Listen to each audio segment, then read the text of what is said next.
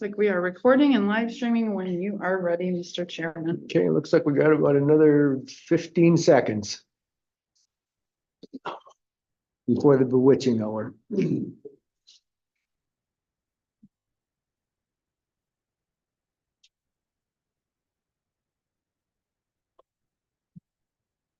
We will call the meeting of the Isabella County Board of Commissioners Finance and Administration Committee to order.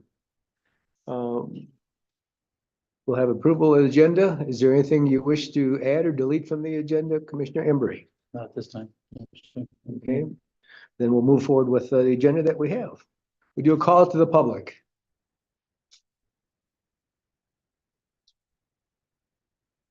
Anybody online that would wish to speak with a raised hand? There's not at this time, Mr. Chairman. All right, will be a second opportunity later in the meeting.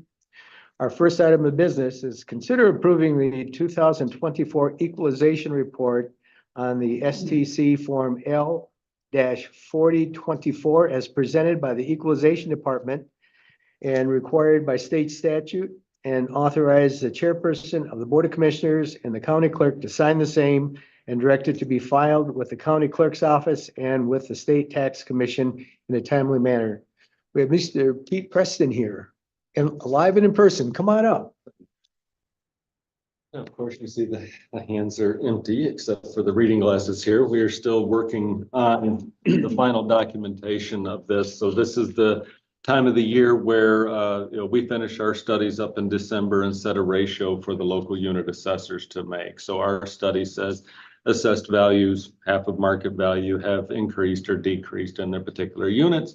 And then it's up to the assessors at that point to balance their databases to that ratio and go ahead, send their assessment notices out, go through the March board review, and then they report to equalization. So this is always a little bit of a rush here at the end, especially for those local units that have extended their board of reviews. And we're also dealing with the new state online system where they are uploading things, we are uploading things, they're not balancing, and so we get the paper. So I do not have the document in hand, but it is a complication,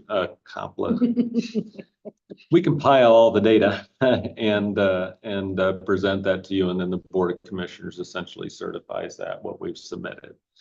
In that, though, we will be able to give your first taste of what taxable value is doing for the summer collection. But again, we're still working on that data.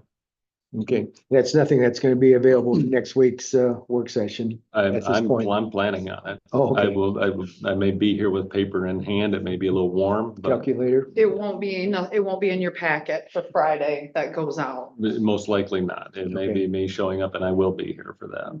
Okay, If you do have it early, Pete, go ahead and send it, email it, and we can get it emailed out to the board. So at least they've got, they've got it electronically leading up to the meeting. Yeah, we do have until the end of the month to get it done statutorily, though. This meeting typically falls on a Tuesday, so it makes it very easy that we have presented it to the board, at least verbally. Mhm. But we do have till the end of the month to get it done, but we'd like to get it done and off our plate. We have other things to kick into gear now. we appreciate that. We have the same issues. Yes, we do. Do you have any questions for Mr. Preston? No, not this time, not till we get the documentation. Okay. Thank you very much. That's it. Thank Thanks for you. being here. Sir. The next item, consider approving the prime contract change order number 17 with Clark Construction in the net additional amount of $316,809 and authorize the board chairperson to sign the same. What was that amount again, Chairman? Oh, tripping over my tongue on it. All right, $316,809. that's what I thought you said. Miss Heidi Hitz-Kendall did just join the Okay. meeting. I don't see her video on yet. Heidi, can you hear us this morning?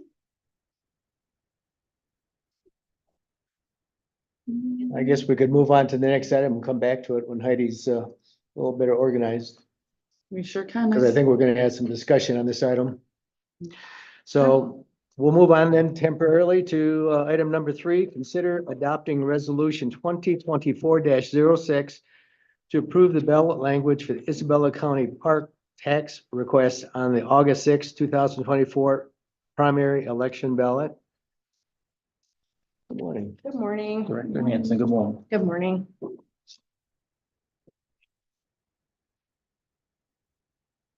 So the 0.35 mil Parks Fund millage is due for renewal.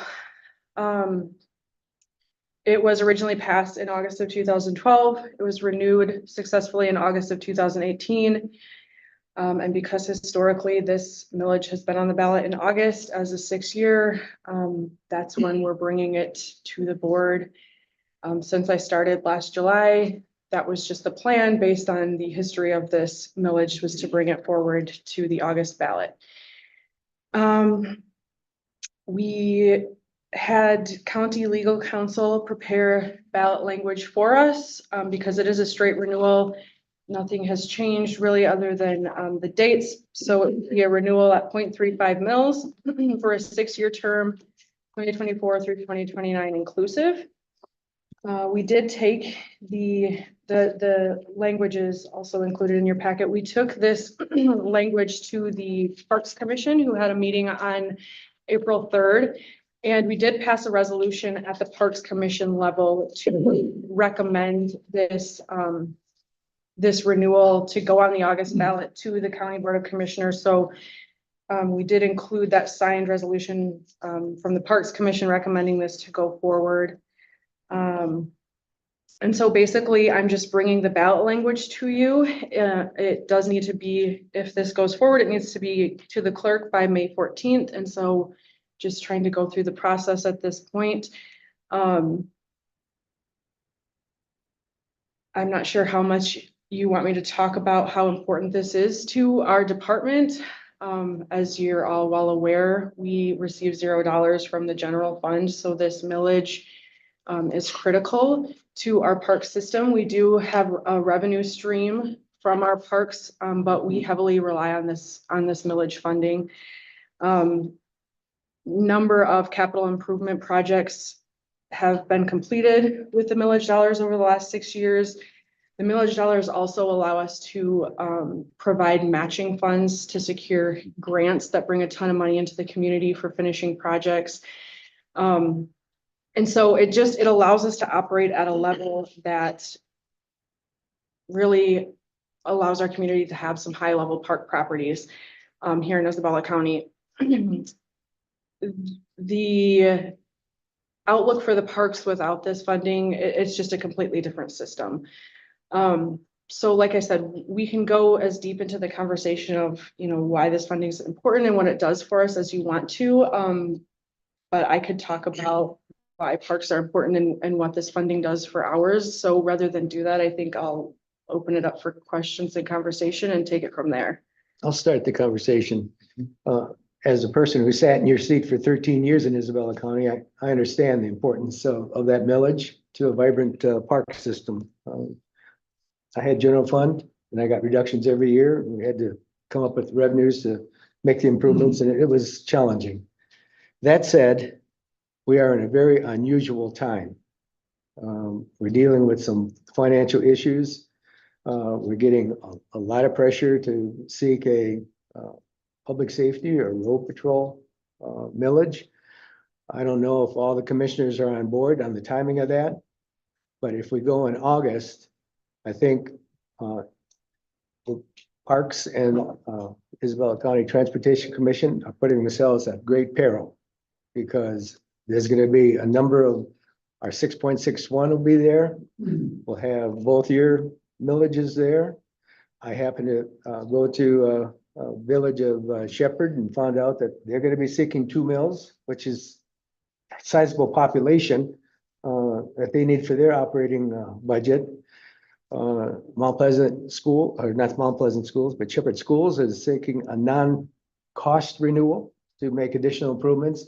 There's going to be all those, and I don't know what other ones are going to be coming forward from the other townships, the road millages and fire millages. but it's gonna be a difficult time. We just came off of a stinging defeat on a 2.5. My recommendation, even though I support the parks, I support the millage, is probably to wait till November. I think that, I'm hoping that the county board, my thought is we go for an August road patrol millage. It still has to be worked out, but I don't want to put your millages at peril, nor do I want to put the county's 6.61 basic millage at peril. Those are my thoughts. I'm willing to pass it on to, the full board, the work session to discuss, but at that point in time, depending on what the board decides to do with a road patrol millage, it may be turned down. Doesn't mean you can't come back for the November, because if we go for another dedicated millage for road patrol and gets turned down by the voters again, I can't see it moving forward to a third attempt of a county additional millage in November. It's going to be a much cleaner time to seek the millage. But it's something that you can willingly withdraw, or you can bring it forward and get to a larger discussion, and we'll see what all the county board members think. And Commissioner Embry. Here's my thoughts. I concur with the chair regarding the timing. I do believe that we need to reconsider the August ballot, move it to the November ballot. I also am keenly aware of public sentiment regarding taxation. And I think it would behoove us, as not only as a committee, but as a board, to seriously consider reducing the tax burden on our property owners at every opportunity. I think it would be my recommendation that this be returned to the Parks and Recreation Commission. Is that correct? Parks and Recreation Commission. Correct. Said board. Return it to them and to ask them to reconsider this and return with possibly a 0.3 mil request versus a 0.35. I think we need to show and demonstrate to the property owners that we are all willing to tighten our belts. And that's where I stand on that. Director Hanson, did you have a discussion at your recent Parks Commission about November versus August? Can you share some insights about the conversation, why maybe the commission chose to move forward with August? Yes, thank you. So we did have a lengthy discussion about timing at the Parks Commission level. And basically several insights came out of that discussion. One, which I started with, was just that historically this has been on the August ballot. And so when we do talk about public perception, if there's an expectation out there that this 6-year renewal, would be coming up in August, we aren't trying to manipulate anything. We're just bringing it to the public when the timing calls for it. Two, as you're all aware, the budget cycle, we're typically approving our budget in September. The fiscal year starts in October 1. Pushing this to November basically would force us to submit a really unknown budget, and then depending on what would or wouldn't happen in November, we would be guaranteed basically to be making probably drastic budget amendments. Also, the conversation was had,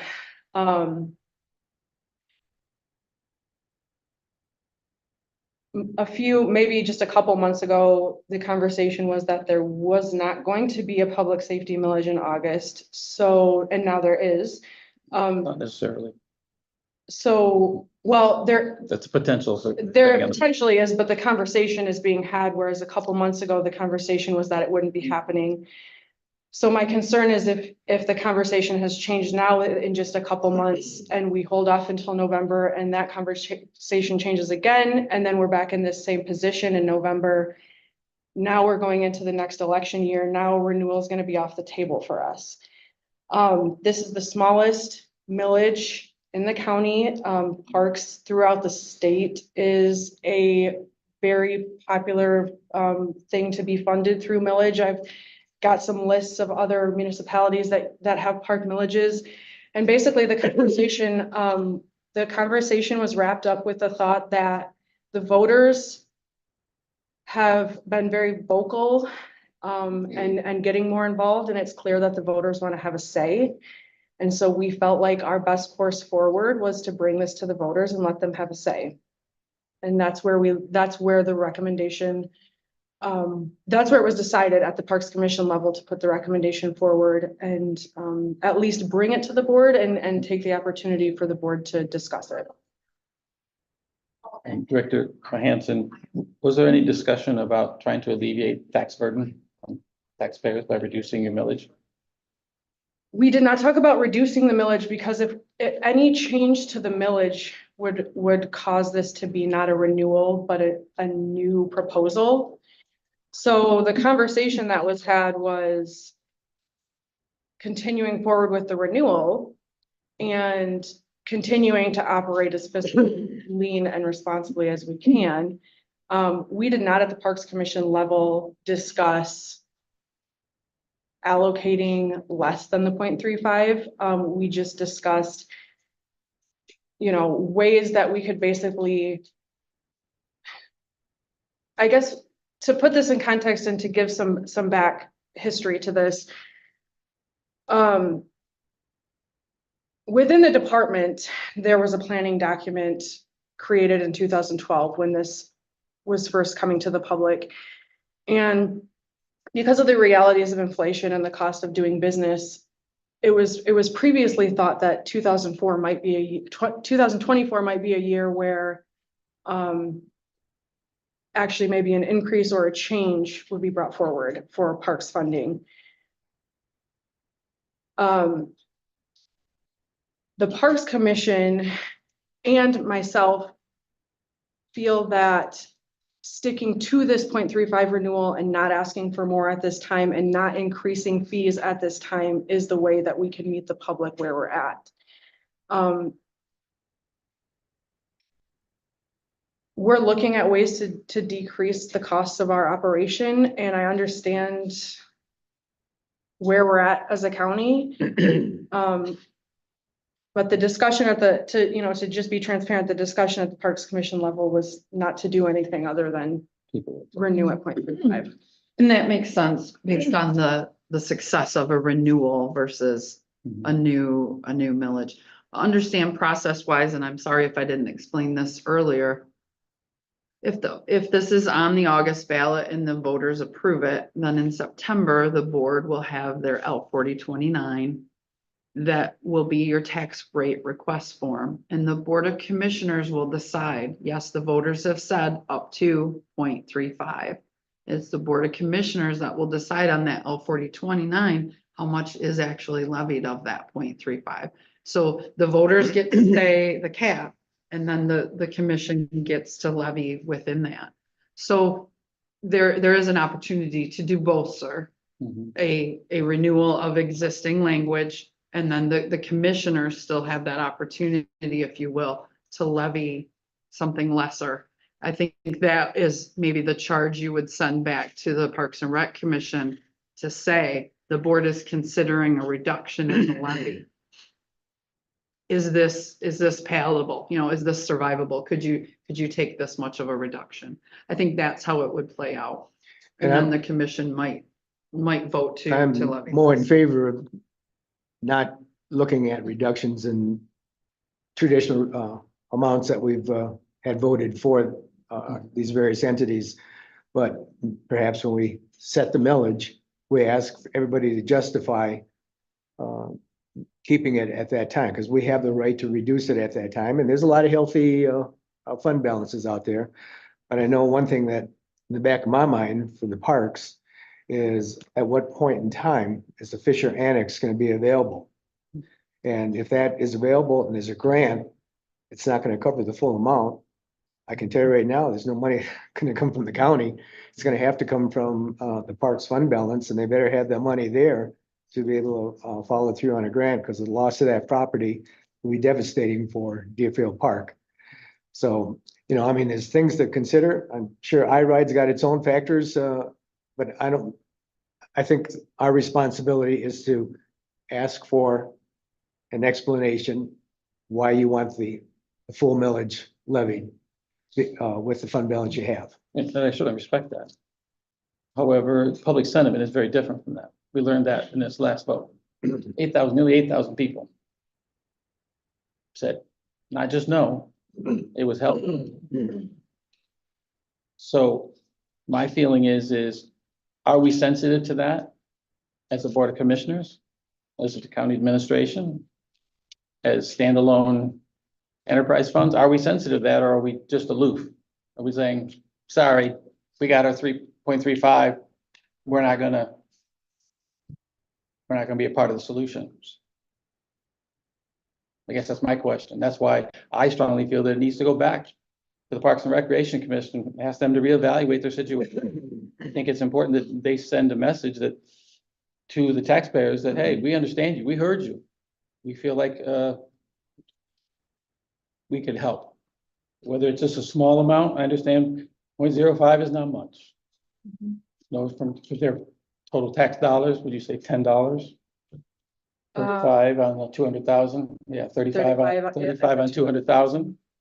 I realize that's not much, but again, it's our perspective. Where are we coming from? Are we coming from a position of, do we hear you and do we respond?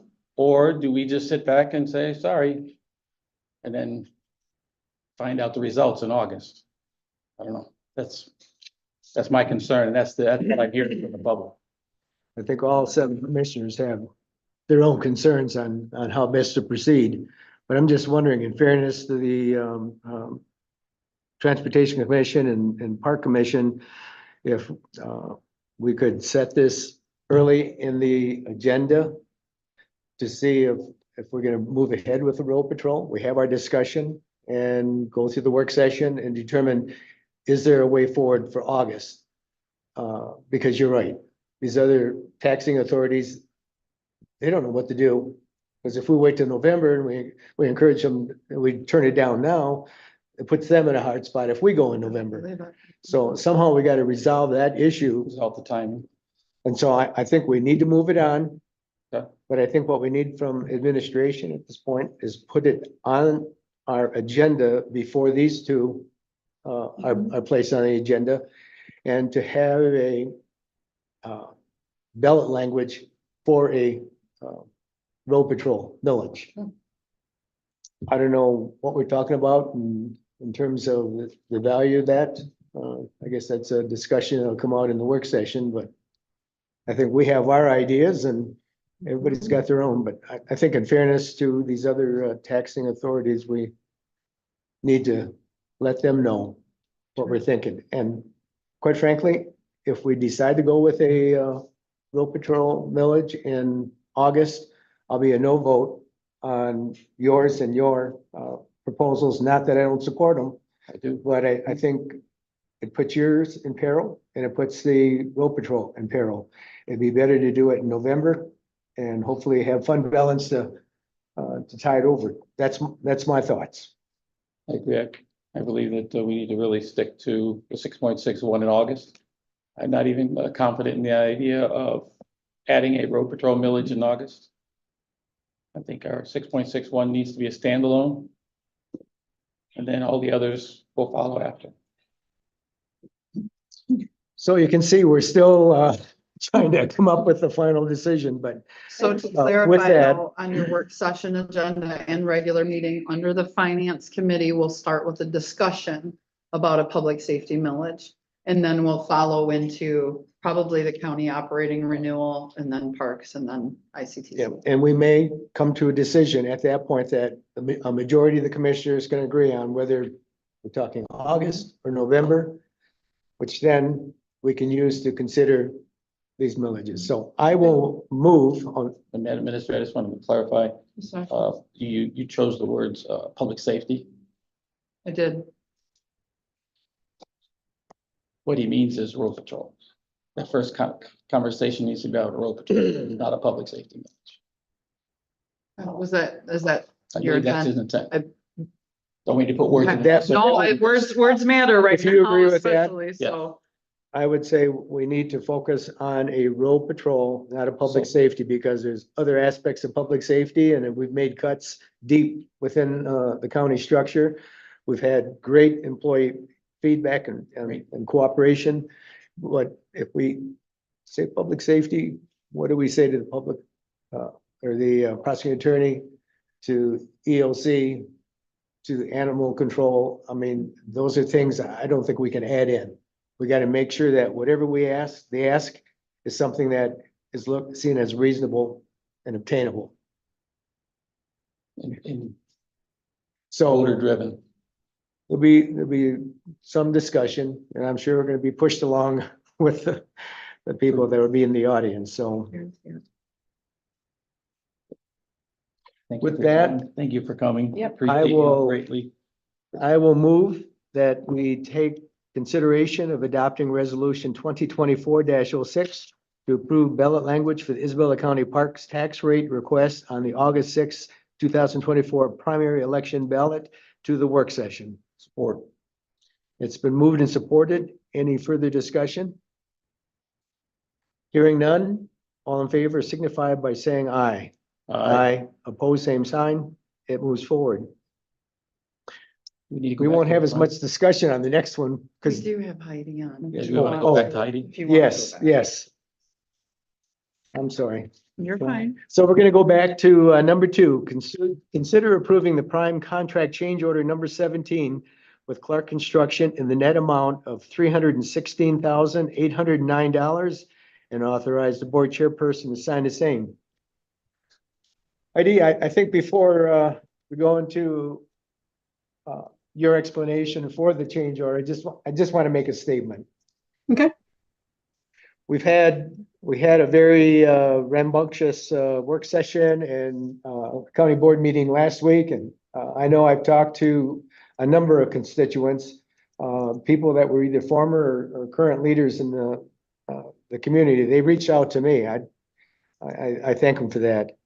But I know 2 of them flat out said the county board, because this jail project probably has resulted in a loss of credibility for the county board.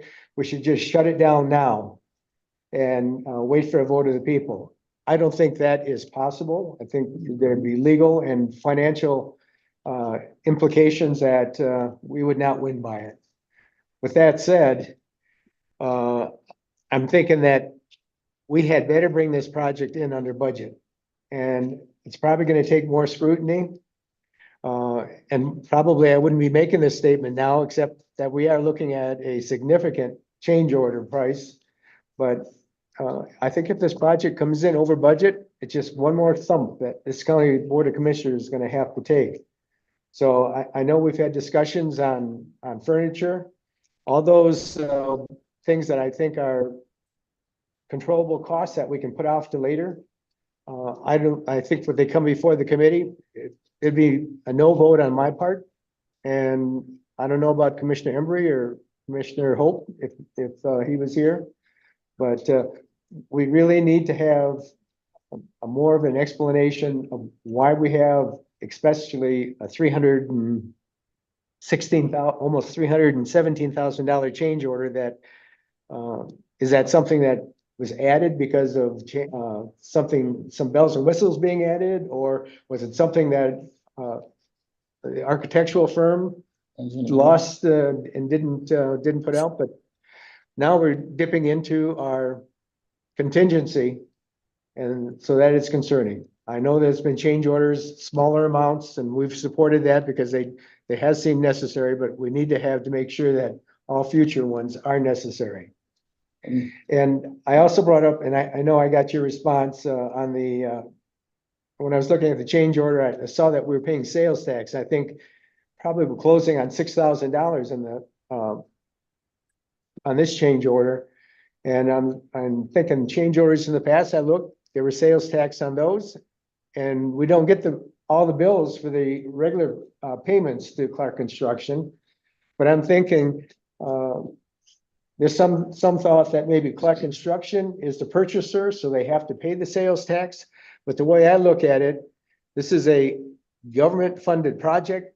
Clark Construction is an agent for the county, and it's purchasing on our behalf. That's my thoughts. But I think this can add up to 100,000, 200,000, maybe more. And before we just say, nope, we're gonna assume that the current procedure is correct, we need to have administration reach out to Treasury. And I suspect Treasurer Pickens probably has a name and telephone number to make it easy to find the person we need to talk to at Treasury to see if we have this obligation for sales tax. And if we don't, I don't think we want to see any future billings to include it. And we need to have a knowledge of what procedure to follow to reclaim sales tax paid in the past. Just my thought. Put you on a lot more pressure than you've been on in terms of past presentations. This has nothing to do with Clark Construction. I know you're doing the best. It's just the politics that we have in the ill wind that we're facing right now with the Board of Commissioners. So checking into everything. Mr. Chair, and just Heidi, good morning. Good morning.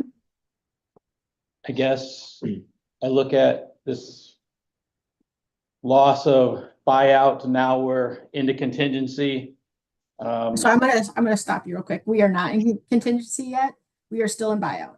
In fact, I have $189,640 still in buyout. Contingency has not been touched at this point, and we have a total of $971,414. 71, okay, You're an angel. thank you, all right. Yes, I am doing my best to make sure I don't spend any extra money than we need to. All right, but again, I just wanted to make sure that I know Jerry had mentioned that we are into contingency, and I want to make that clear. We have not touched contingency yet. Thank you for correcting me. thank you. You're fine. And that doesn't change the $250,000 change order for one item.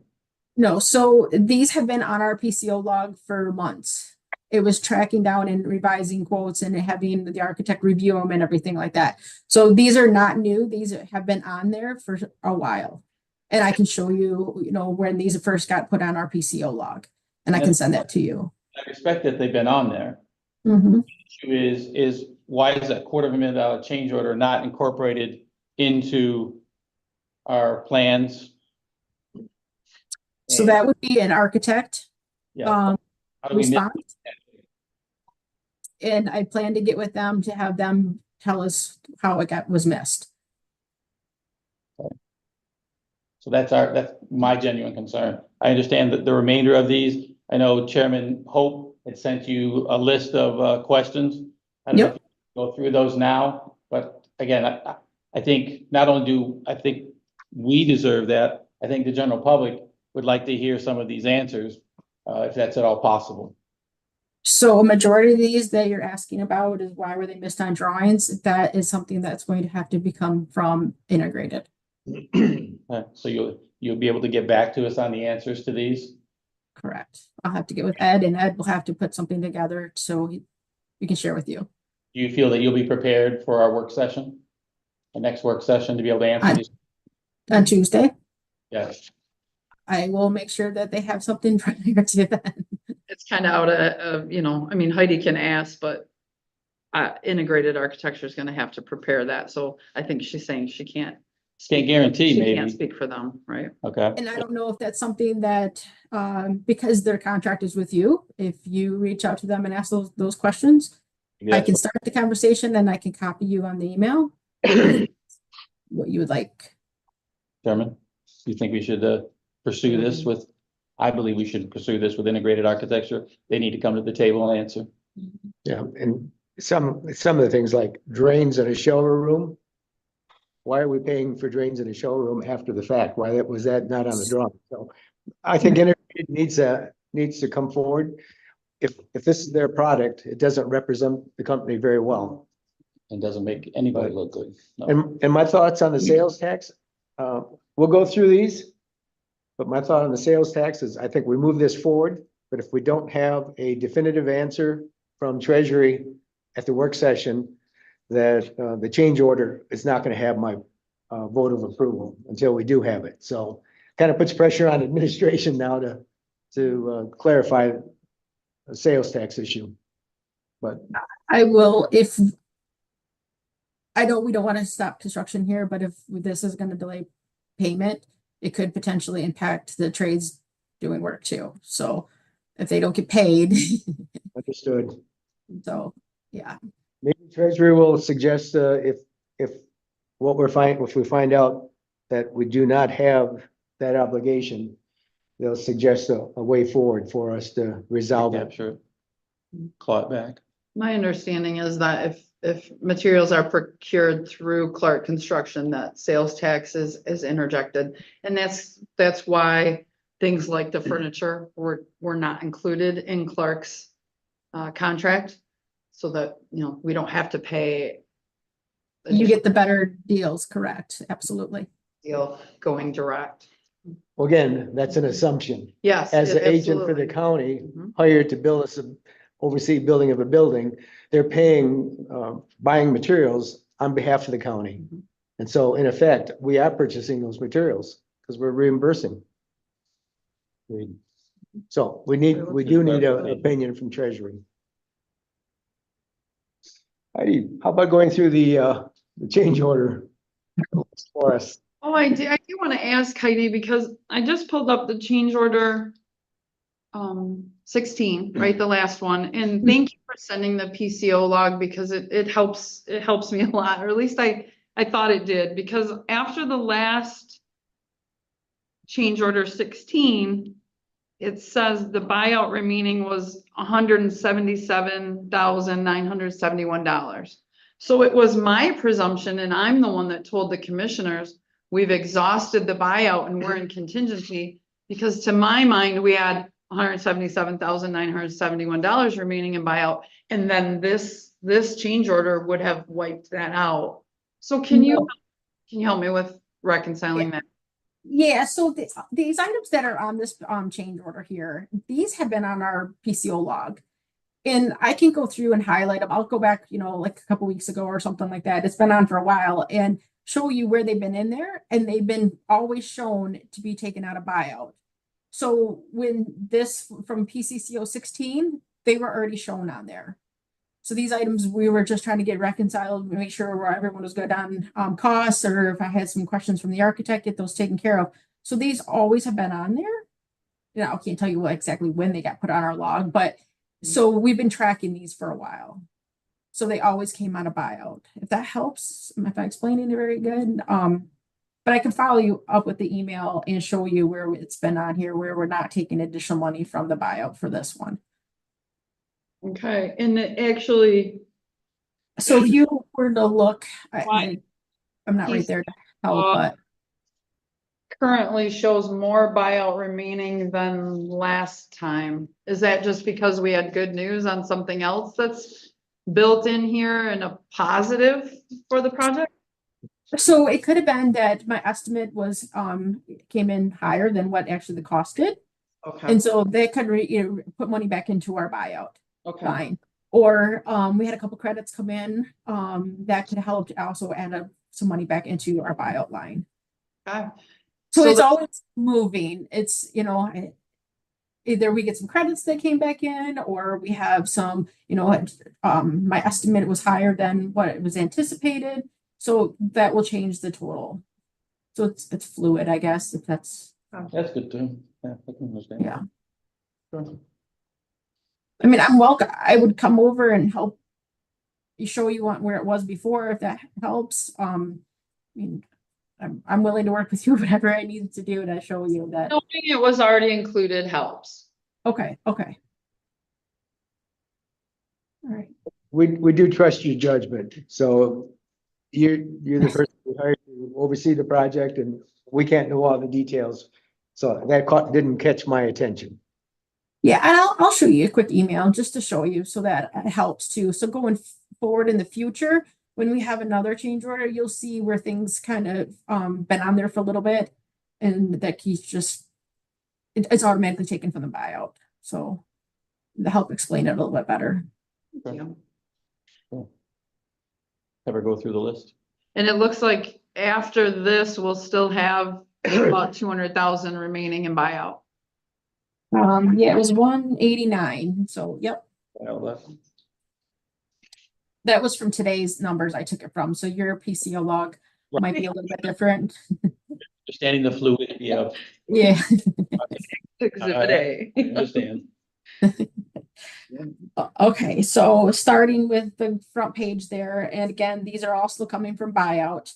PCO number 40, which is the first item up there, CCD 11. So lighting control. So we did have lighting control originally on the drawings, and not all areas were picked up. And so we had to make some changes. We changed it. We have our Master Electric, which is our electrical contractor, and then we have Poly Jail, which is our detention contractor. Their subcontractor, Accurate Controls, they were controlling the detention portion, and then Master Electric was like controlling the lighting for like the area A, which is the office area.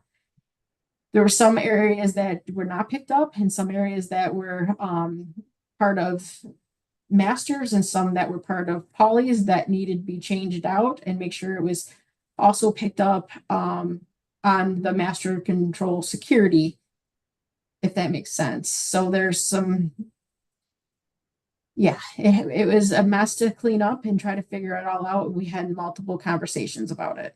So Heidi, you used the term not picked up. Who's responsible for picking that up? So that's our design team. And your design team is who? Integrated architecture or the engineer? Well, it's both. So integrated, because it's electrical item, it would be PBA, which is their mechanical, electrical, plumbing It's under, consultant.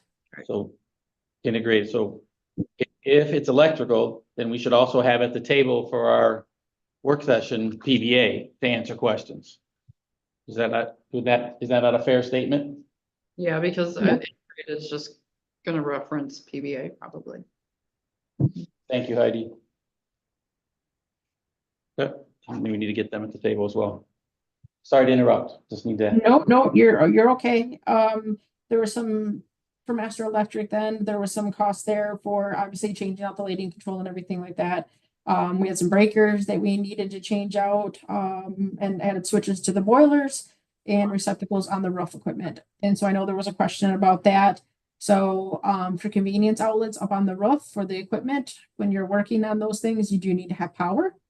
I do believe it's code, and I would have to double check that it was code. So that's where the roofing came in, because he also needs to flash around those roofing or receptacles, if that makes any sense. yes. Okay. I know, Tobin had asked some questions about that, so that's why I wanted to clarify why there was roofing costs. Okay, thank you, ma'am. So the total of that amount for CCD 11 then was $222,176. Or I'm sorry, I looked at the wrong line. $240,697. $250,000. The next item number 49 here, that was CCD 16. That one we had, so this was a requirement. One of the items was a requirement from the MDOC. We need to add some hydrants on the second floor for mopping. So that was something that was a code item. And I know Jerry had mentioned about shower drains. Yes, they were on the drawings. We caught them before we had to do the work. So I just want to let you know that we didn't have to cut up any concrete. And then we had some ductwork in the commissary that we needed to relocate because of conflicts with electrical equipment. The next item here from the Master Electric here, the light fixtures in area C, we had to make surface mounted. This was due to the ceilings at that area. We originally had them recessed. We had some pole breakers for the generators that we also had to revise. Caulking, so we had some additional sealant or security sealant, I'm sorry, for the surface mounted fixtures because they are in area C where the inmates are. So any of that area that potentially you would need to have some caulk, it has to be a security caulk where they cannot hide anything in there.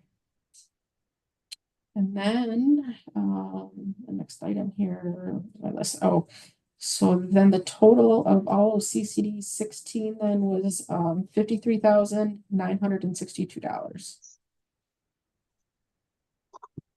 Our next item is, PCO 104. This one here, we had some deduct. This was in area A, which is the office area, and this is at the exercise room and the male locker room. We suggested not taking the masonry block all the way to the roof deck. With that, we had a savings of $985. And the next one is PCO 108. That one there was at the Sally Port. So this was also a credit back. We had at the beam where the overhead door kind of cover goes. We didn't need to infill it with masonry block because the actual cover of the overhead door covered that. And so we had a credit there of $1,640. The next one is PCO 109, the irrigation control box. There was no power shown for this. And so that was an add of $1,668. Next one is PCO 113. This is for area D. We needed to add recirculating lines in the laundry room and kitchen. This was a code item that was not shown on the drawings. That was an add of $3,908.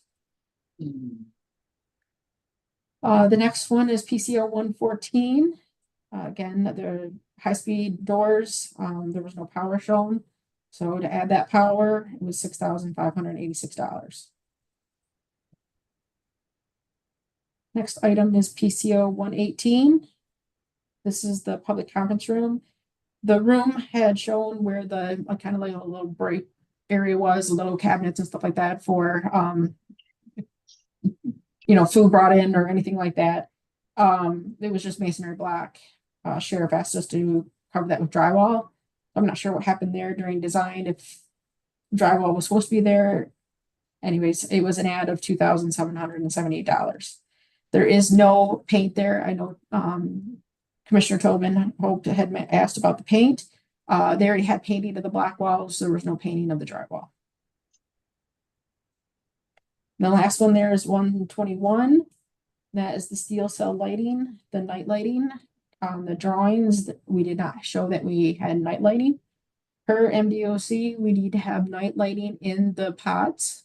So when the pods were delivered, we had to rewire those steel cell lights in order to have night lighting in the pods. And that was an add of $9,835.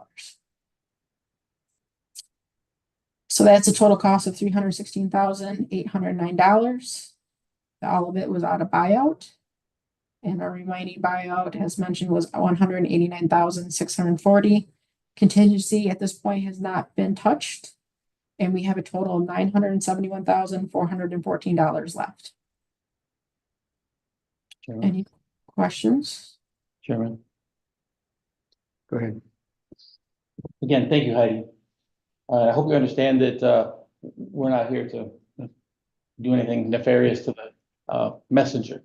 And I understand you're the messenger in this and you're just overseeing. I appreciate that. When I hear you time and time again, repeat the phrase "not shown" and "not picked up,"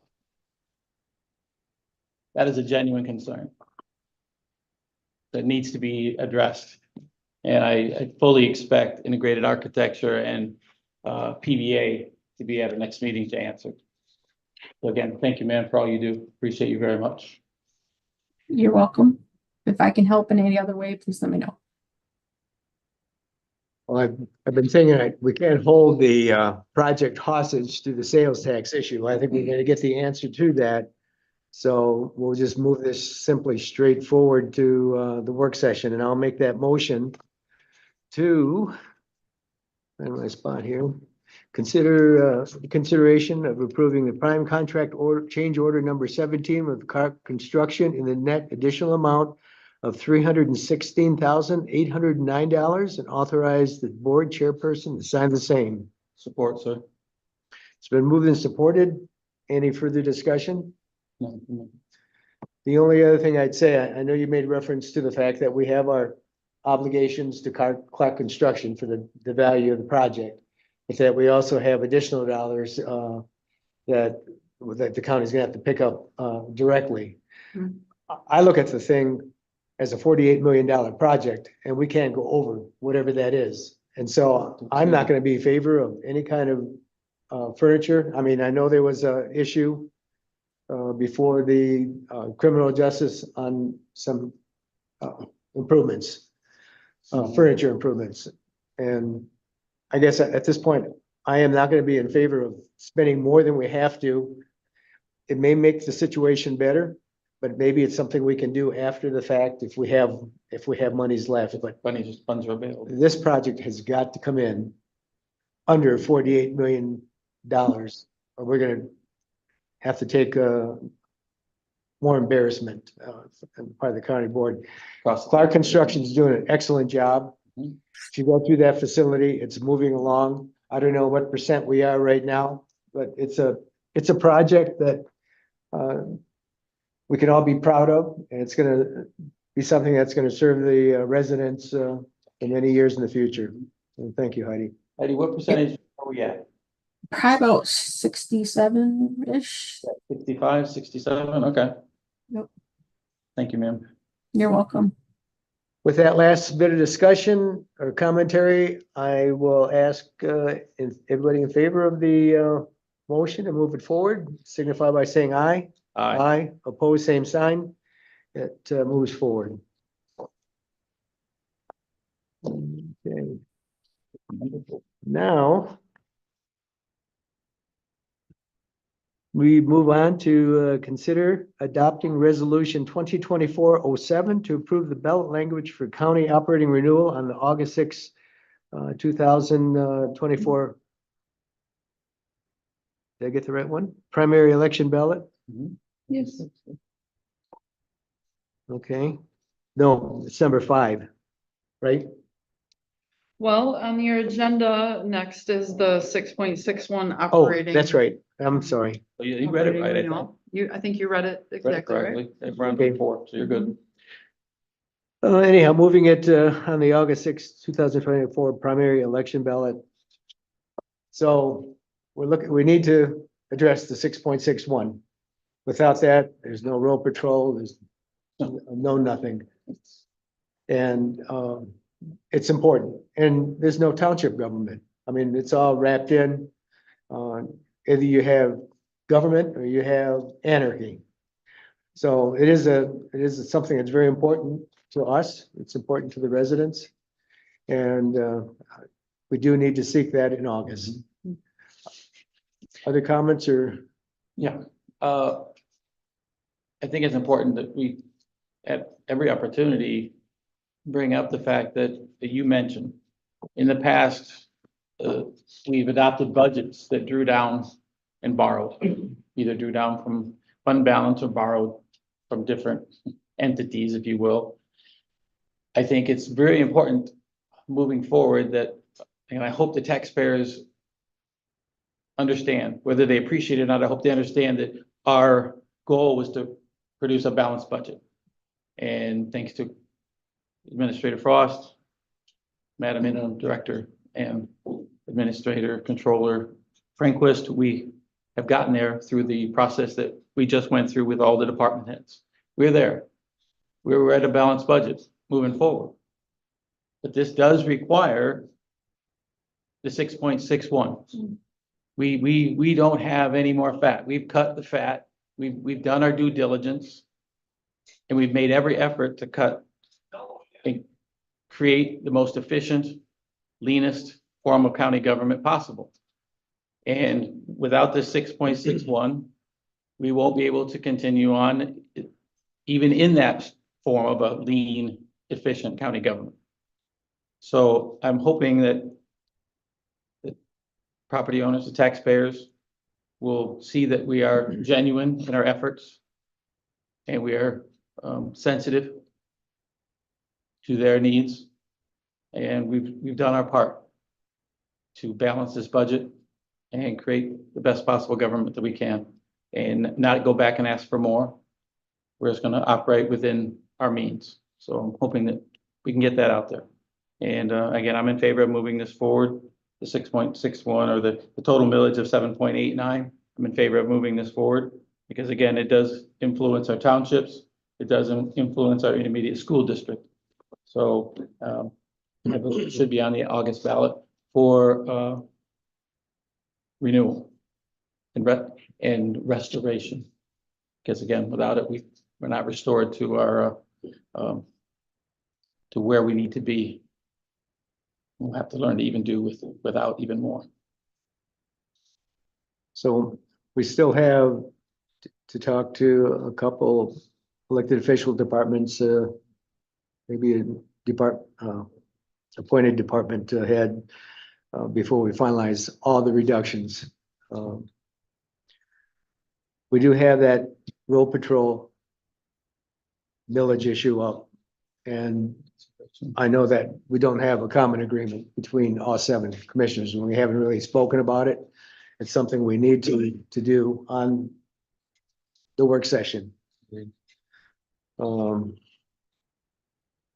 It's not a mandated service by the Constitution or by any kind of legislative act, but it would really imperil public safety throughout this county. And so it is important, and we need to consider it. And I know I'm going to be urging to go for an August ballot on it. Only because we do have an enthusiastic group of people that represent the officers that serve. And we owe it to the residents, we owe it to them. They're long-serving. You don't find people that want to go into dangerous work anymore. We couldn't find people to fill the empty seats that we had. We're gonna have to come up with a dollar amount that we hope is found acceptable. But I think we have to do it for August, and we need to get come to a decision on it. I was in Harrison yesterday, taking my supper break from working in my forest. Nothing works better than getting rid of aggressive and tensions in your body than taking out a chainsaw and taking it out on a tree. It helps. But anyhow, I took a break to go in to get an early supper, and I'm sitting in Michigan Works parking lot there in Harrison, watching the eclipse come with my special glasses. And I watched this sheriff's deputy vehicle. A couple of times it went down, I don't know if it's here, whatever the street is there, the Main Street in Harrison. And it had at the bottom, I noticed it had, it was a Clare County Sheriff's vehicle marked as such, but at the bottom it had City of Harrison. So after watching this vehicle go by a couple of times, the officer saw me sitting there in the tailgate of my truck and pulled in. And he said, you know, my sunglasses, I tried to look, but I can't see it. I said, try these. And he looked at it. And we started about a half-hour conversation. And we got into the fact that we're struggling to maintain a road patrol. And he says, yeah, we've lost a lot of deputies from Clare County to Isabella County. So nice young people that are willing to put their lives and the well-being even of their families on the line. And we need to do something to maintain that. And we need to do it for the protection of residents throughout the county. So I think we have a plan to put it on the agenda, come to a decision that we can all agree to. And yeah, it's going to be at the same time as, if it's agreed to, it's going to be at the same time as the 6.61. So we're rolling the dice, and I'm not sure that we want to have other millages, and because it's probably going to imperil additional millages with what's going on in the rest of the county too. But I guess we'll see how that all works out. I guess at this point, would you like to put the motion on the floor? We'll see if there's any further discussion. I do want to point something out.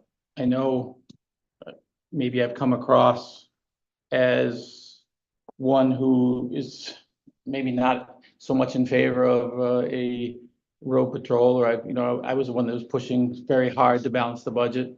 And I also was one of the ones the one who was pushing for, the idea of reducing road patrol or eliminating road patrol because it wasn't a mandated service.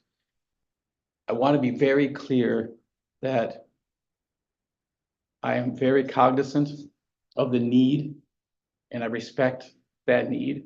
My grandfather was a first responder. My father was a first responder. My son intends to be, my youngest son intends to be a firefighter. My oldest son is a ER trauma nurse. So I hope people understand that I'm not just cutting to cut.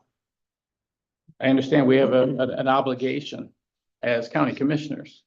Our primary obligation is to ensure the long-term financial viability of this county. And that's where my focus begins. That's where I operate from, is from that perspective. And I don't want to lose sight of that, but I also don't want to lose sight of our obligation to protect our citizens. So again, I'm with you. I believe that we do at some point need to offer to the voters an option to bring road patrol millage to the ballot. I just don't necessarily know exactly when that would be the best time, but I think that we do need to give them that option. Again, at some point in time in the future. So with that said, sir, I move to consider adopting a resolution number 2024-07 to approve the ballot language for the county operating renewal on the August 6, 2024 primary election ballot. I will support that. It's been moved and supported. Any further discussion? Hearing none, all in favor signify by saying aye. Aye. Opposed, same sign. It moves forward. Thank you, sir. Now we'll get to number 5. Consider approving ballot language for the renewal of the Isabella County Transportation Commission millage request to be placed on the August 6, 2024 primary election ballot. Please join us. Yes, sir. You've been patiently waiting. Oh, yeah. Director Good Collins, morning. How we doing? good afternoon now, sir. Yes, is it really? Nice. Okay. Thank you for waiting. Yeah, it's not a problem. I certainly appreciate the predicament the county is in as a whole. And I certainly have heard and understand what you all have talked about. I've listened to the last several meetings and all the public sentiment and all of that as well. So, you know, I get where you're coming from, but I do want to take a moment, if I can, to kind of illustrate the need. And I don't think when you guys are talking about these cuts that you're not saying that any of these services are valid or important. You know, every reasonable person understands that we have people within this community that have needs, and we have some obligation in public servants to meet those needs.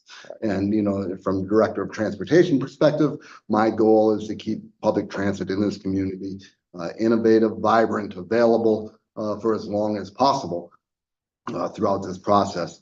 MSU did a study in conjunction with MDOT in 2019 of our riders. At that time, it was determined that of the people that were surveyed, 71% of the people surveyed in 2019 that ride our buses make an annual income under 10 grand. Now, take away public transit from those people, and they are now cut off from all vital services within all of the county. I mean, that's just the reality of the situation. They can't pay insurance, they can't pay for gas, they can't do all of those things. So having the option and the availability of some form of transit is vital to that population group. So I just wanted to point that out. We submitted our ballot language. It's the same language that was on the ballot the last go around in 2000. Passed with overwhelming support at that time. It is the same ballot language that has been in place since 2004. Going back to your comment to the director of the parks, what have we done to not burden the taxpayer? Well, our ballot language has read since 2004 up to 1 mil. There's only been 2 years of those 20 years in which we've sat before the Board of Commissioners in July or August or whatever it is and requested a full levy. Outside of those 2 years, and for the last Oh, let me look, make sure I'm.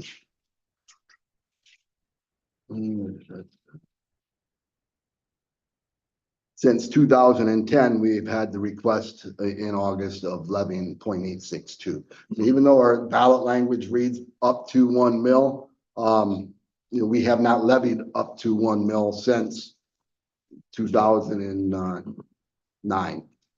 So it's been a while since we've levied the full amount. I don't see, even if this renewal is put on the ballot and passed, I don't foresee me sitting in front of the Board of Commissioners in August requesting 1 mil. Certainly that's not in line with our finances. Certainly we're in a financial position where we can offer some support to the county. I'm not opposed to have those conversations. I don't have the authority, obviously I have my own board to answer to, so I don't have full authority to make those declarations. But it's also important to kind of understand how we're funded. And it starts with that local dollar. We need to have that local dollar to spend before we can get any reimbursements. My budget for FY25 has already been submitted to the state. I'm required to do so in December of last year. So, it's already submitted. I submitted that budget with the assumption that we were going to request for 0.862 locally, and we would get that.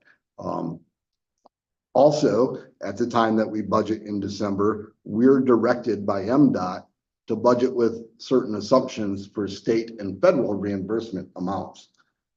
For fiscal year 25, we were given the direction to budget with an expected eligible reimbursement from the state of 40%. Well, the governor's recommended budget came out and she didn't appropriate in her budget enough money to even come close to that.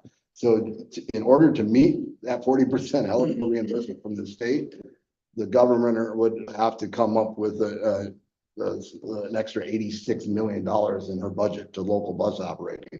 And that's just not a viable option. So we're already facing significant cuts in fiscal year 25 from the state level. Locally, that tune, if the governor's budget is adopted, obviously they're still in the middle of the budget process. And that's not a fact, and don't want to claim it as fact, but the governor's budget, if it were to be adopted, would remove approximately $790,000 from my budget that I've already submitted to the state for fiscal year 25.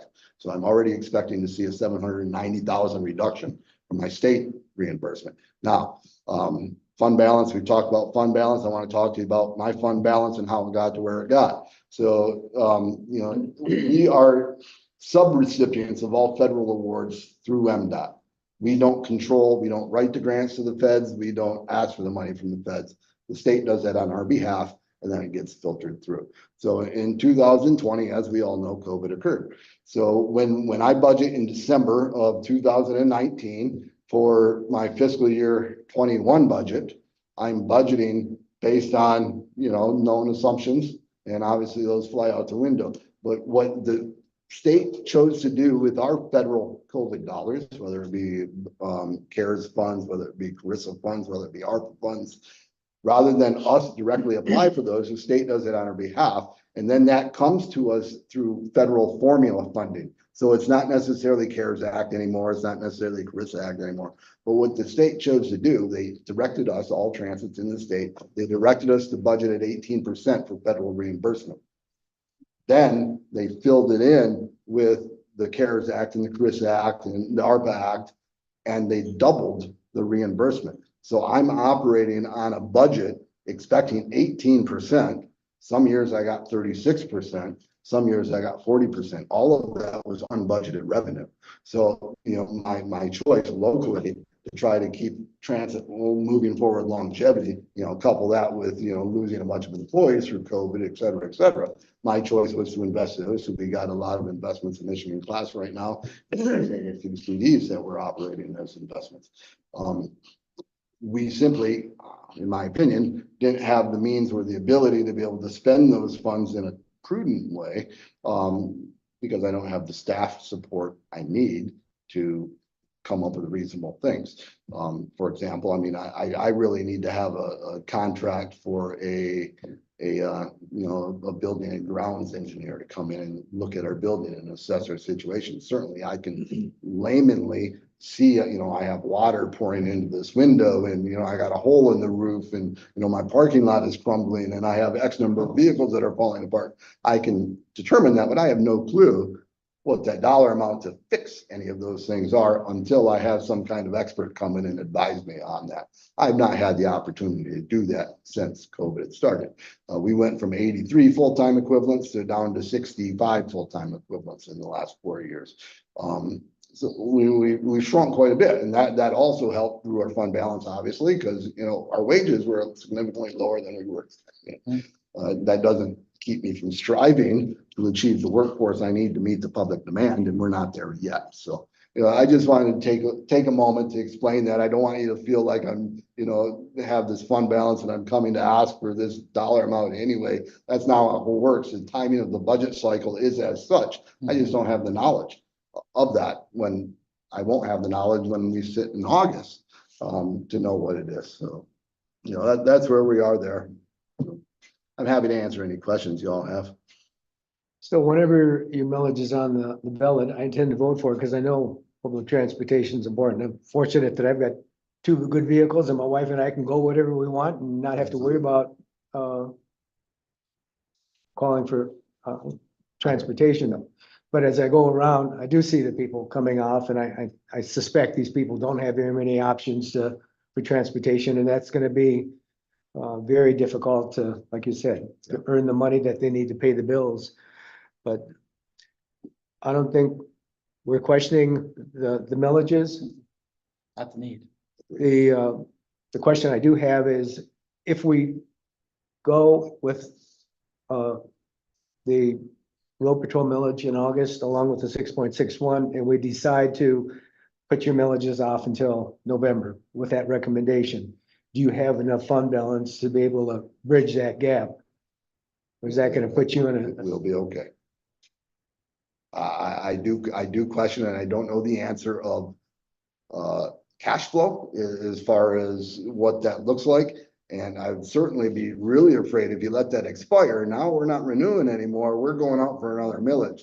So what if, you know, the voters, in my opinion, voted resoundingly back when we asked for the mill in the first place in 2004. They resoundingly voiced their opinion that they want transportation millage up to 1 mil. So they've already made their statement there.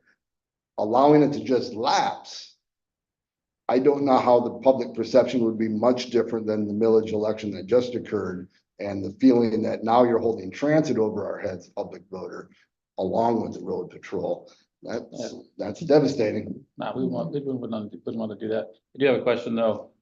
Given your fund balance situation. Yeah. Again, my question, can you move forward with, as opposed to a 0.862, what about 857? Sure, I'm happy to entertain all those conversations. Can you- Again, that conversation isn't happening today. Well, yeah, I would be opposed to changing our millage language to anything other than a renewal of up to 1 mil. But what I'm certainly willing to accommodate and work with is what we choose to request, as Madam Administrator pointed out, in August. Certainly, we can negotiate any term that the board sees. Or appropriate, September, if the case may be. Whatever the situation should be, yes. So it's gonna stay. I need to know before we even entertain any kind of discussion like that, can you work with that? Yes. That's my big question. So, yeah, thank you. So I appreciate you coming forward. Because again, the last thing we want to do, we don't want to curtail service. We don't want to end services. Right. That's not prudent.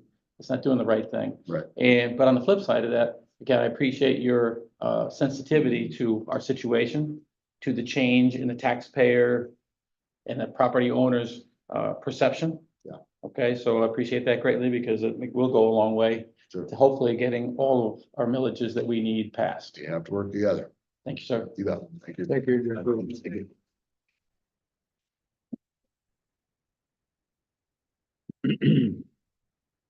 Number 6, discussion regarding the PTO. We need to make a motion. Oh, Yeah.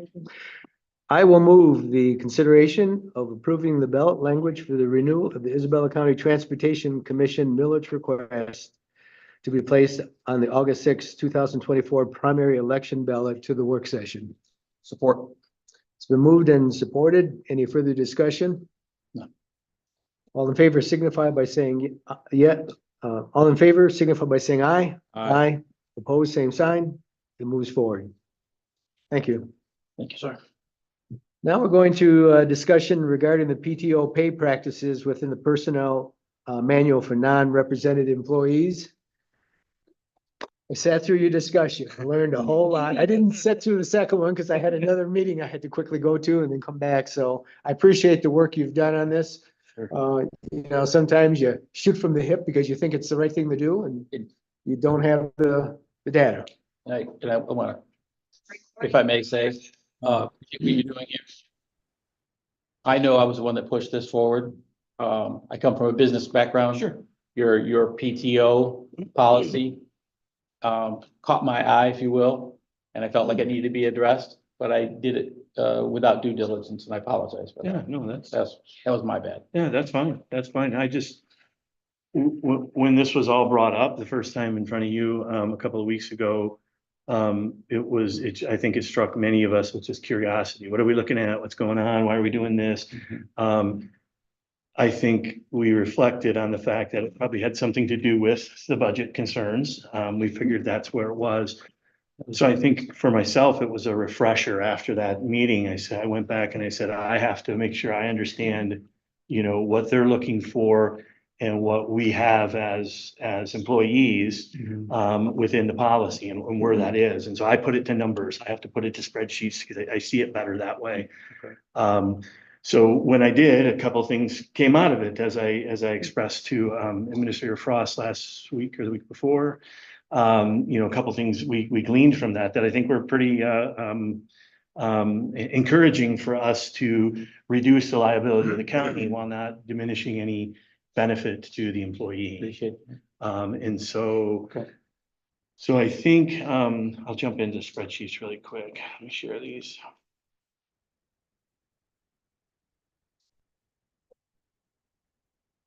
So the spreadsheet, what I did was I have 3 tabs in this Excel spreadsheet. The first one here we're looking at is our old PTO. That's before the changes that came 2 years ago, Yeah. year and a half, somewhere in the last few years, we'll say. Yeah.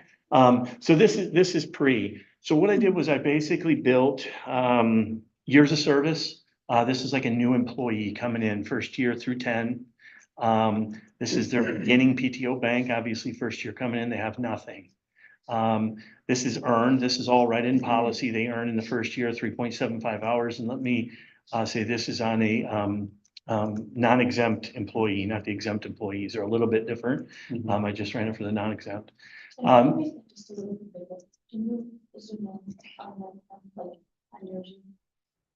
on your spreadsheet, just at the bottom. Oh, yeah. Sorry. Maybe those, can you shut those blinds? I think that's not helping either. Yeah, I'm gonna lose it when I get to my next spreadsheet. Oh, no, That might that's be- it, just a. Well, my next spreadsheet's I'm gonna have to go back. So I'm just gonna stay here. If we could close those, that might make it a little Yeah, better. I think it might, it's casting. Go the other way. Make it bigger. Yeah.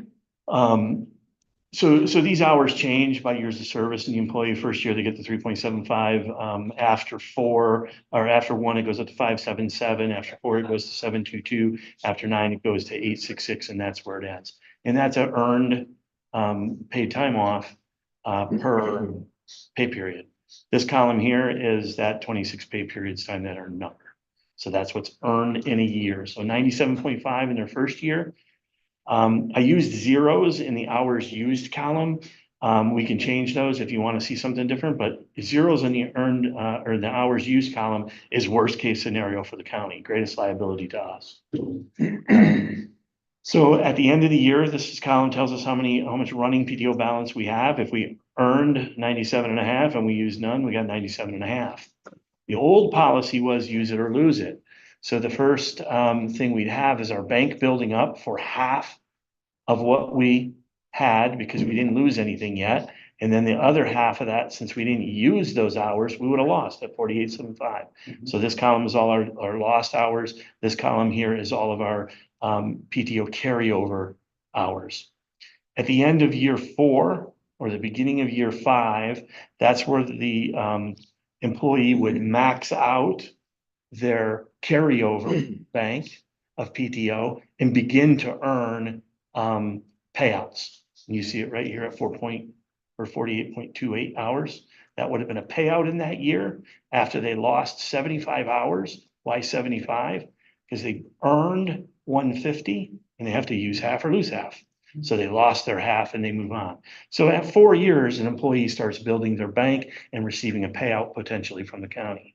If you look at the current situation where we implemented the wellness program and the wellness balance, tables are set up exactly the same, the earned is exactly the same, but the use it or lose it went away. And so at the end of the first year, we still had our 97.5 built up, but we lost nothing and we put in our bank 97.5. This is current policy. At the end of year 2, the employee is now potentially seeking payout of 22 hours instead of year 4. So we have, created a greater liability with this policy to the county. On top of it, we've created this wellness bank, which are payout or lost hours that can be converted into this wellness bank over here. And you'll see over here, it's not until year 3 that an employee really starts putting them in because they haven't hit their max bank at that point and they're not building up. What I think the proposal that was brought forward did, which is tab 3, was to move us back to a use it or lose it situation. So we have still the 97.5 built up in the year, used done, 97 at the end of the year. We had no actual payout.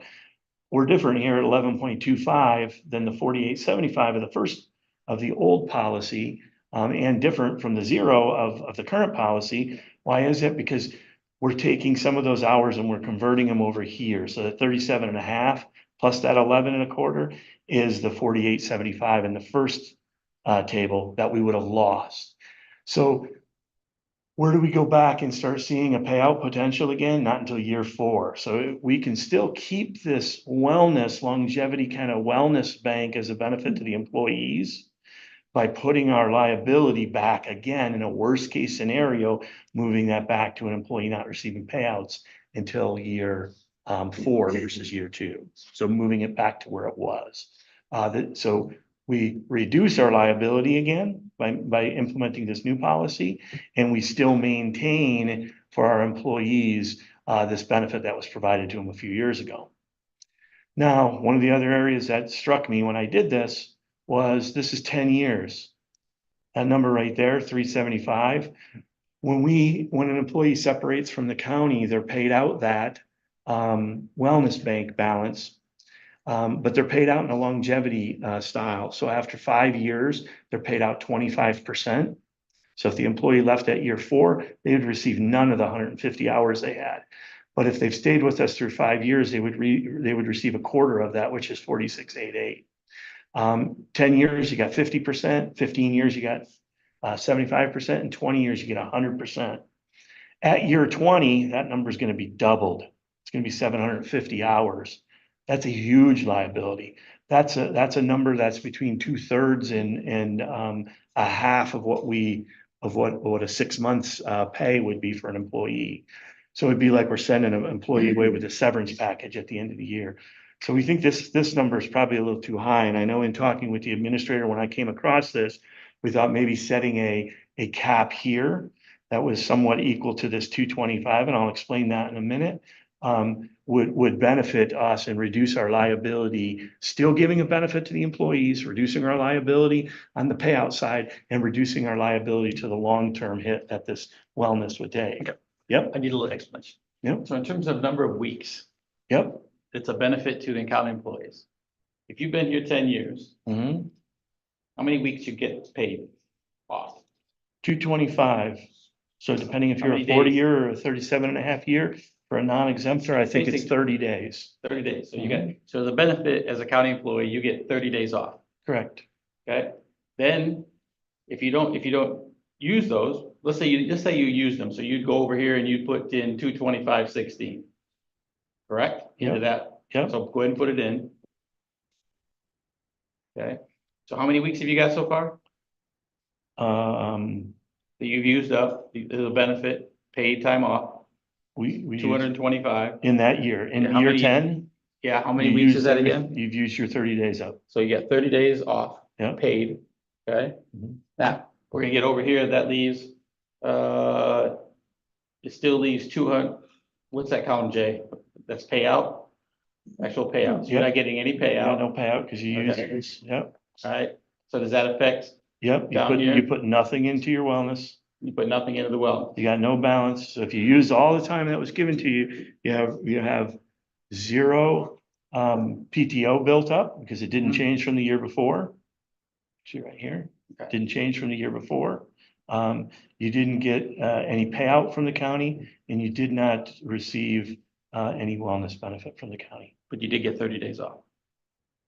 correct? Okay, so I can't, I'm going from, just an average layperson out Mhm. there working every Yeah, day.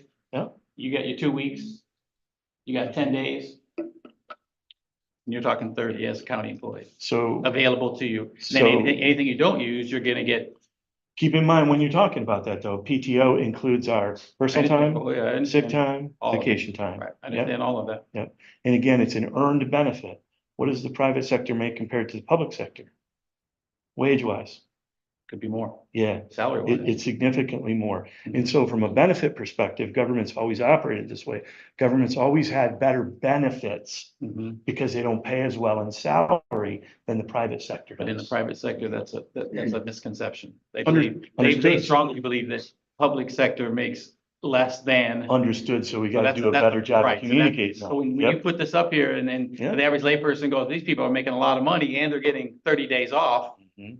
What kind of a message are we, what kind of message are we conveying? Yeah, I'm not conveying that we make a lot of money. Oh, I I'm know you're conveying not. we don't make a lot of money. I understand what you're saying, but I'm conveying. again, I'm working as a devil's advocate Yep, I on their understand. perception. Yeah, no, I fully Right. understand that. Okay. Yep. I Yep. just want to bring that The- to in the- light. These numbers, as I said to both of the previous two committees, these earned pay numbers. I came to the county in 1994 and I jumped into this plan in 1997. I was contracted for 3 years. These numbers right here have not changed since then. Been no change to them. So that's what, it's been the practice of the county for 30 years. Understand. So when looking back at this worst case scenario, we're reducing the liability on the county in the payout side. We're reducing the liability here if we place a cap on it to employees. You've provided this extra benefit just a couple of years ago. You could quantify that. Is that correct, VDOT?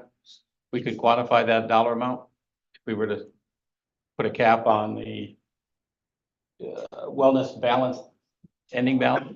Could we quantify that Like plus per person. as an overall aggregate? Just out of curiosity. Again, Like if everyone eligible put 37.5 hours in and if they work to their full potential. we capped that and they couldn't go over that. Is there a savings in that regard? Oh, absolutely. And it's quantified every year in the audit, right? The compensated absences are quantified every year as of September I'm talking 30th. about the difference from the cap to where it is now. Is that quantifiable? Well, you'd have to make Depends some when the employee, assumptions. depends when the right? employee leaves, Right, right? you have to make some Yeah, assumptions. and how much they put in there. Right, if we could make some assumptions. We could do some general worst assumptions. case scenario. I think if you use the worst case scenario, you'd go from 750 hours down to 225. So that's what, 525 hours of savings per employee potential. Potential. Mhm. I'm not saying that's the right thing to do. I just want to understand. Yeah, yeah. Okay. Magnitude Yeah. of savings. I think it is the right thing to do.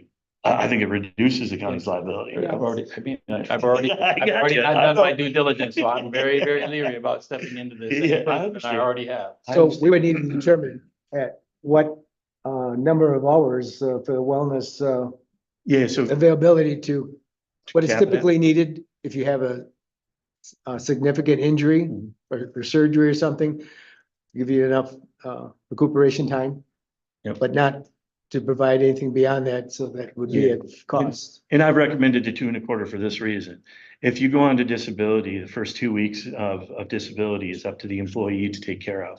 So if you have 225, you can take 75 hours from your wellness bank to make that work. So now you're down to 150 hours left if you had a 225 bank. If you're over 12 weeks in disability, or if you're at 12 weeks of disability, say, the disability is going to cover 2/3 of your disability. The other 1/3 is covered by you. 1/3 of that 12 is 4 weeks is equal to another 150 hours. That 150 and the 75 is your 225. So if you had a spouse or a child that had an illness and you had to take care of them, can you draw on sick leave for the county to do that, or? The wellness bank hours, it couldn't be spouse, it had to be your own. It had to be your own. Now FMLA is available to employees who would have a Okay. spousal situation where they would need, Okay. but they'd have to use PTO.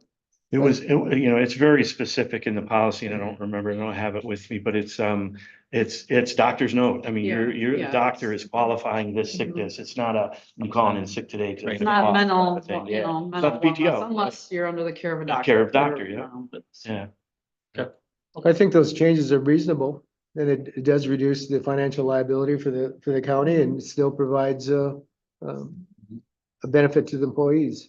And your conversations earlier, I did not watch any of those, Yeah. take care of something. What was the general consensus of the other committees?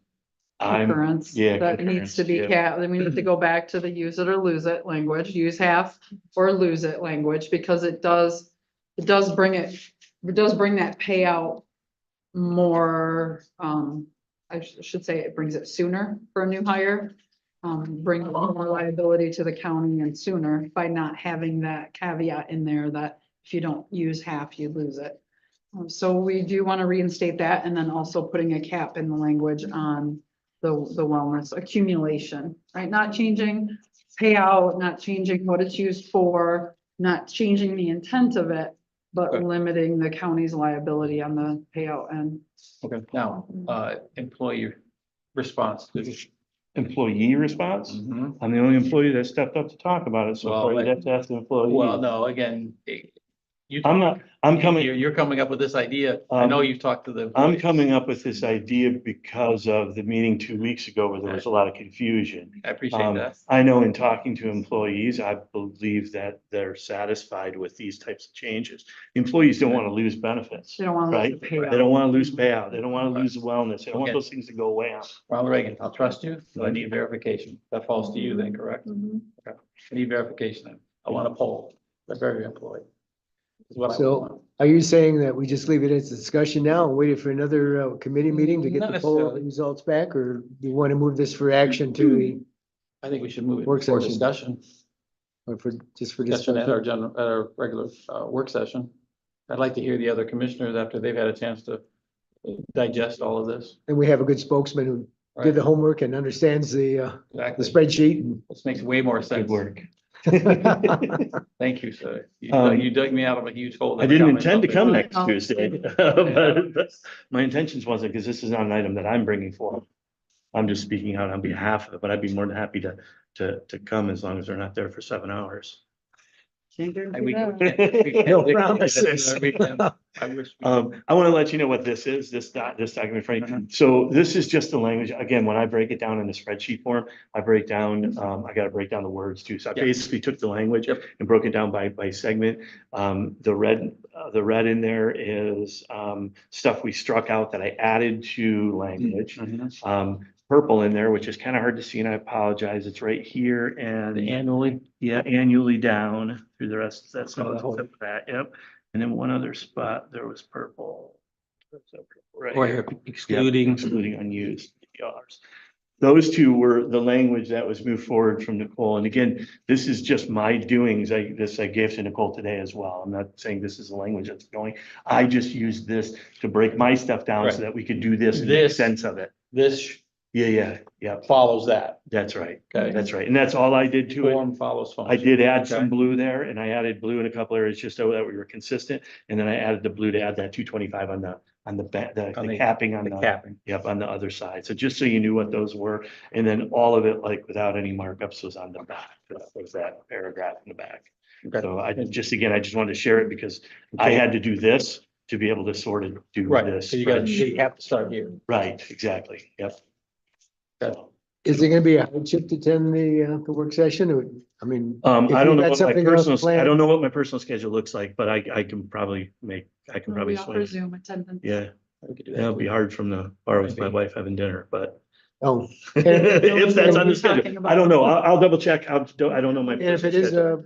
a issue, I think we can just delay it for, Yeah. There's No, not one- a sense of one urgency meeting. with this at all.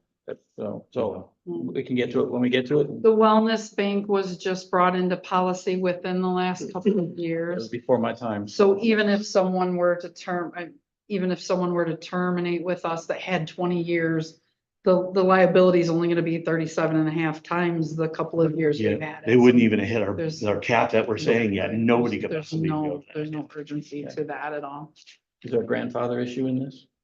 I thought about that as we were discussing, but again, that wellness piece is so new to policy. I don't think anyone was counting on, I don't know that anyone's feeding that, counting on some future event. Nobody could even be over the cap. The only thing that's changing there is the cap. And I if would nobody's over the say- cap, Nobody's there'd be over it. nobody to Okay. grandfather. If we're Nobody from that. polling employees, Mhm. which I would suggest by email, because I don't know all of their cell phone numbers to pull them that way. Then I would say that part of that then is an ask of them if these policy changes would present any sort of hardship for them personally. Correct. And I think that approve would, or you that would, disapprove and that why? would bubble those up, I think. Agreed. okay, so we don't need to take any action on this. We'll presume it's gonna be on the work session agenda for discussion unless we hear that you Yeah. got going in for emergency surgery or whatever, and then we'll delay it for you. I'll check my And I calendar think you're a tonight. good spokesman, you know the issue better than we do. And again, thank you for providing the due diligence. Thank you, sir. Yeah, that's really helped to visualize it. Thank you, sir. Michelle, response. Director Ray is online and she has her hand raised. Hi, I just wanted to clarify, because if I'm listening to this correctly, we lose half, you use half or lose it, or you can move it into the bank, but then not take a payout. Is that what I'm understanding now? You're not gonna have enough past the 112 or whatever it is for the exempt employees. So you wouldn't necessarily build that bank if you're taking PTO payout, correct? Correct. Okay, You've got the option to take it, to put it in the bank, or to get it paid out, or to lose it. You have those options. well, but yeah, you lose it, but I mean, we're only being paid out for 112, are you saying anything above that can be moved into, of 37.5 can be moved into the bank?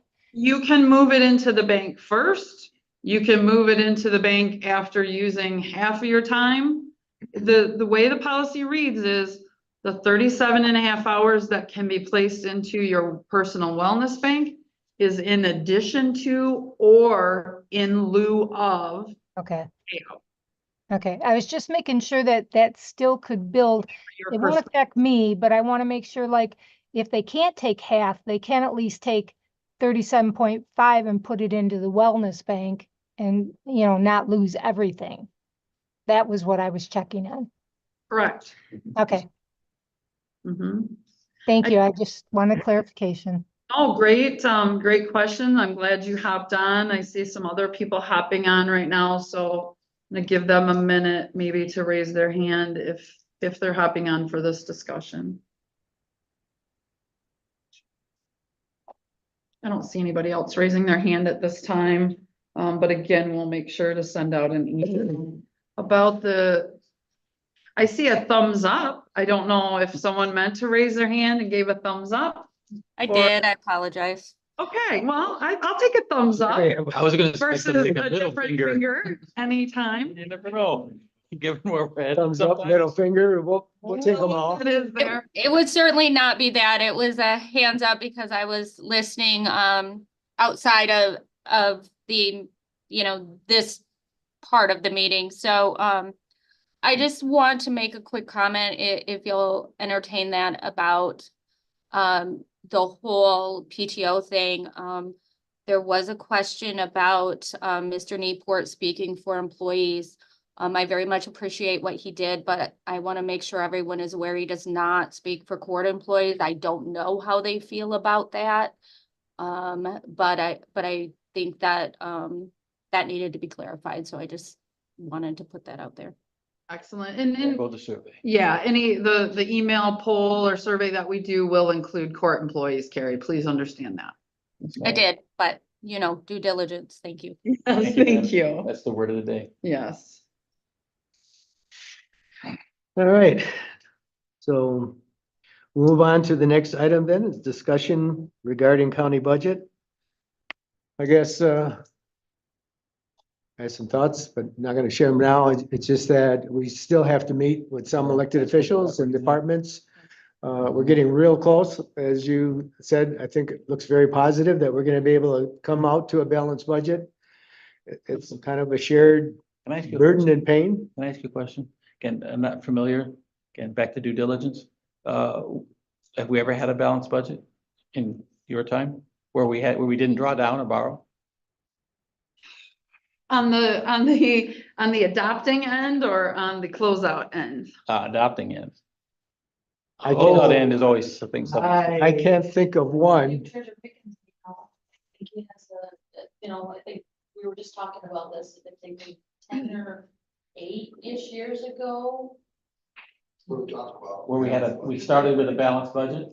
And we won't. We started with a balanced budget. that did Where, not have draw we down. ever adopted a balanced budget that didn't Revenues. use fund balance? Revenues and expenses without delinquent tax fund and fund balance. I can't think of a year, but 9 out of the last 10 years. You fund balance. Okay. Balance budget.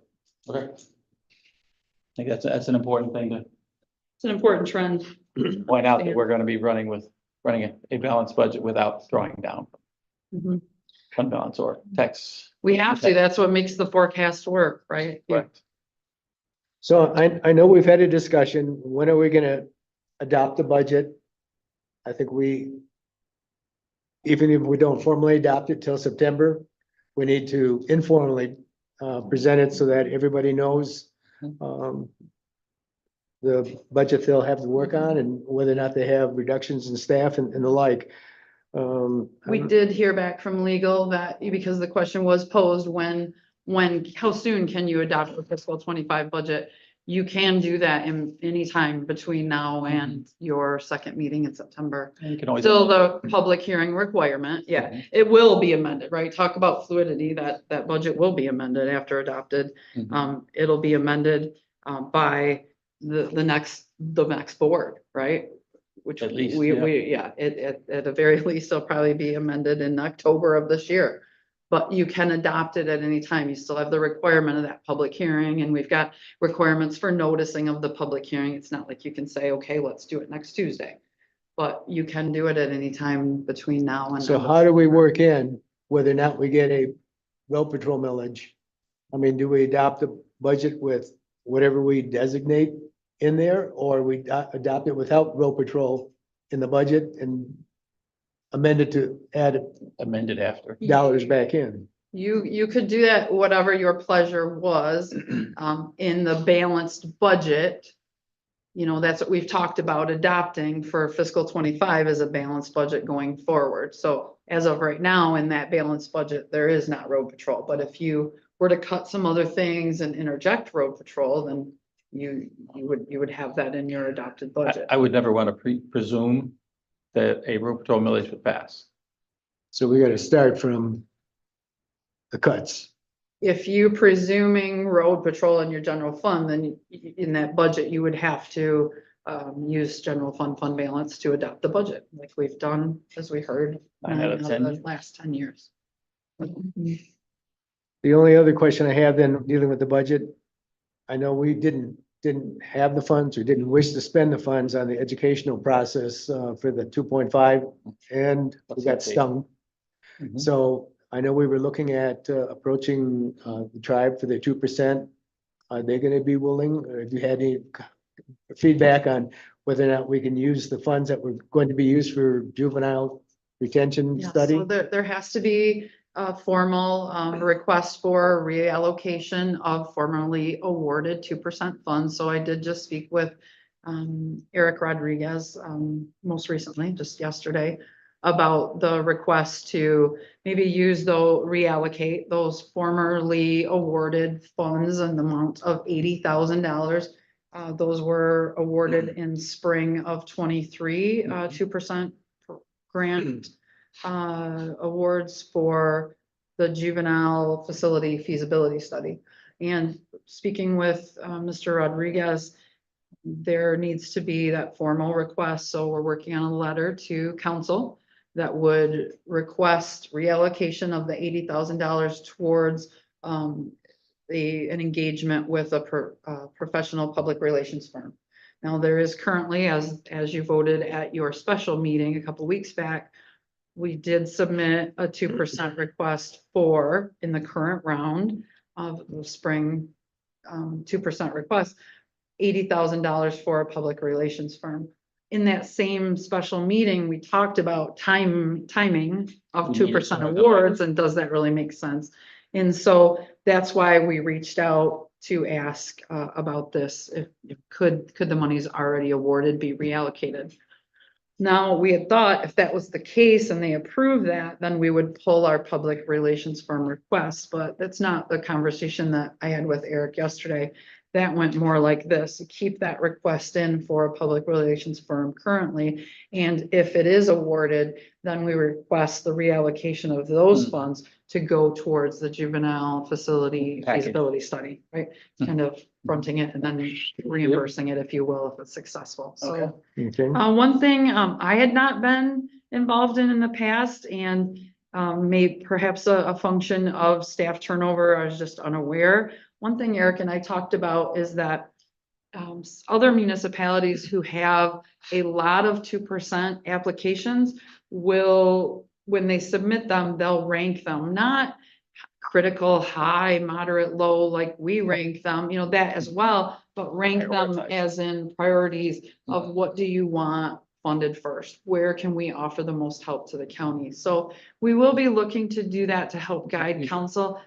The tribe really wants to help us in this.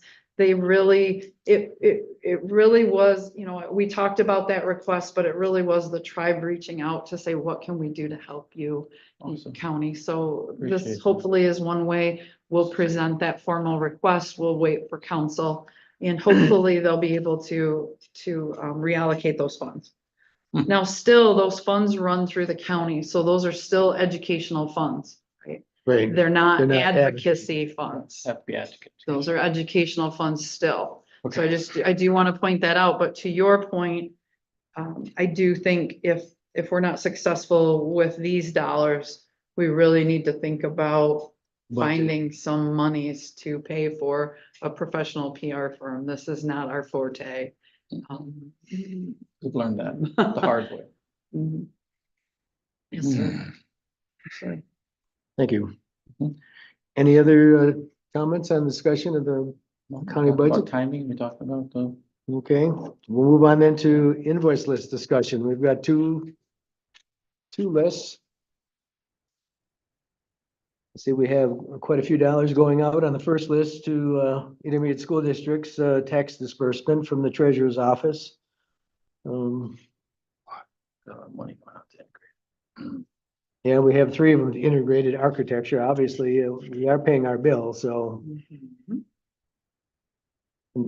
I guess we do need to have some kind of explanation whether or not they had experience with this project before and what, why we're having these huge or consistent. Very consistent. I mean, it's a very technical building, and I understand. I've been Yeah. involved in projects before, never to this extent. And you're always gonna have things that pop up. I get the one-offs. Some of the big ticket item we're facing now, I can't explain it. No, we need explanation. Architect needs to explain that. Agreed. Other than that, I didn't see anything on that first list. No. I see we're making quite a bit of use of our legal counsel at this time, but Yes, we Yeah, we had a little bit of backlog in the billings there, not on their part, but just, our part reconciling through them, so you will see a few of those come through. So Madam Registrar is not on here? Not as a MRF vendor. Oh, okay, not as a. Moving on to the April 5th list.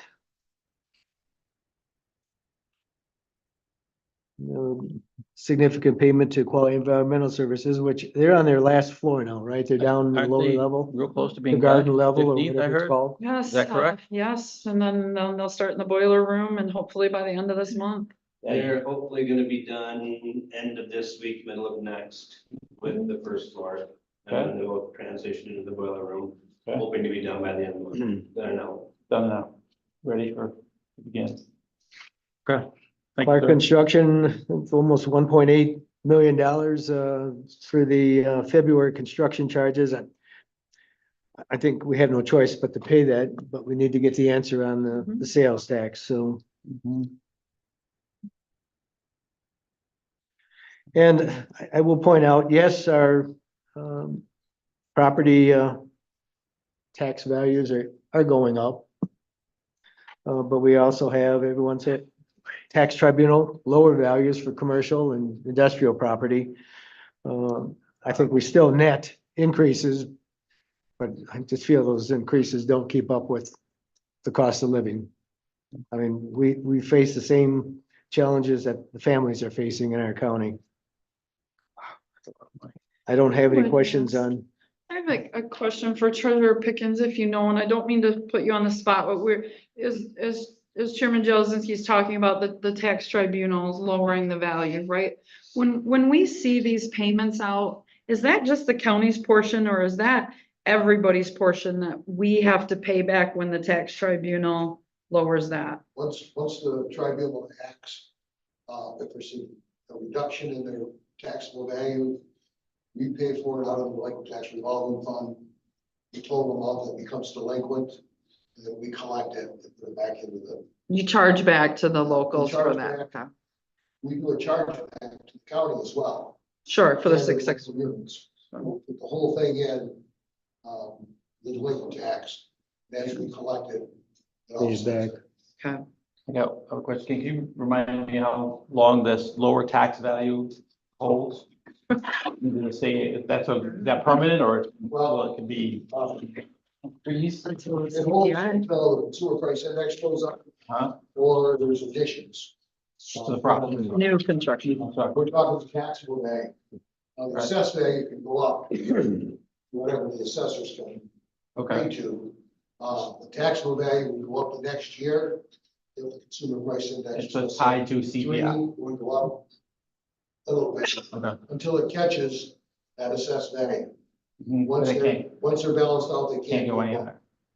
Okay, thank you, sir. Right. and I suspect a lot of these, we've seen some, I think one from Meyer, but a lot of these are probably apartment buildings that have a lot of vacancies because of the student population down. Is that the argument they're using to? Well, the last 3 or 4 years, it's been the dark stores that come up. I know I've come to talk to you about it before. And lately it's been, because of the COVID, the apartment buildings goes by occupancy. The bad part about that is they can go to the tribunal and say our occupancy is, let's say, 50%. Then they lower it, and then they can't raise it. When it goes to 85% the next year, it has to go by the consumer price index. And build its way up. So what takes a short time to reduce, takes a long time to capture. And I was thinking that was what Commissioner Embry was getting to, but It is, that's, so they can drop it a lot based on occupancy rates. But then as far as recouping any of that taxable value, it's tied to CPI. So we're at the mercy of CPI to ever get any of this taxable value back. Yeah, they don't Okay. do a occupancy to raise it. That's not part of the, it's a loophole in the situation. And then if it's sold, it just basically sales price again, right? It's not like uncapping like a residential. They've got 3 or 4 ways that you can do evaluations. Like properties, sale to sales, you can do it, profit and loss kind of thing, revenue thing. And in this case, occupancy. Occupancy. Thank you, sir. He can answer it. I know, but he left. Any further questions or comments on either one of the lists? No. that's All good right, for me. we'll move Thank you. those into the work session. We have a little housekeeping item, potentially on your agenda, your first agenda item for the equalization report. I'm hearing that maybe that wasn't moved on. So formality wise, we should. Oh, item number one Uh, needs to have a motion. Yes, sir. Thank you. Yes, sir. Are we gonna move? Sure. I move to consider approving the 2024 equalization report on the STC Form L-4024 as presented by the Equalization Department, if required by state statute, and authorize the chairperson of the Board of Commissioners and the county clerk to sign the same, and direct it to be filed with the county clerk's office and with the State Tax Commission in a timely manner. Support. Is there any new discussion now? All right, hearing none, all in favor signify by saying aye. Aye. Opposed, same sign. Very good. Thank you for that. Anybody that wasn't here when Pete Preston was here, is still working on that final report and should have it ready for the work session. We're down to Announcements. announcements, or isn't that usually after call to the public? Yeah. you We'll do- Switching it up today, then. Okay, we can do that. You can move it, Mr. Chairman. Let's do the call to the public first. I like that better. First thing I want to let you guys know that, Madam Clerk. hello, I have received a couple texts that people were not able to get in and call in.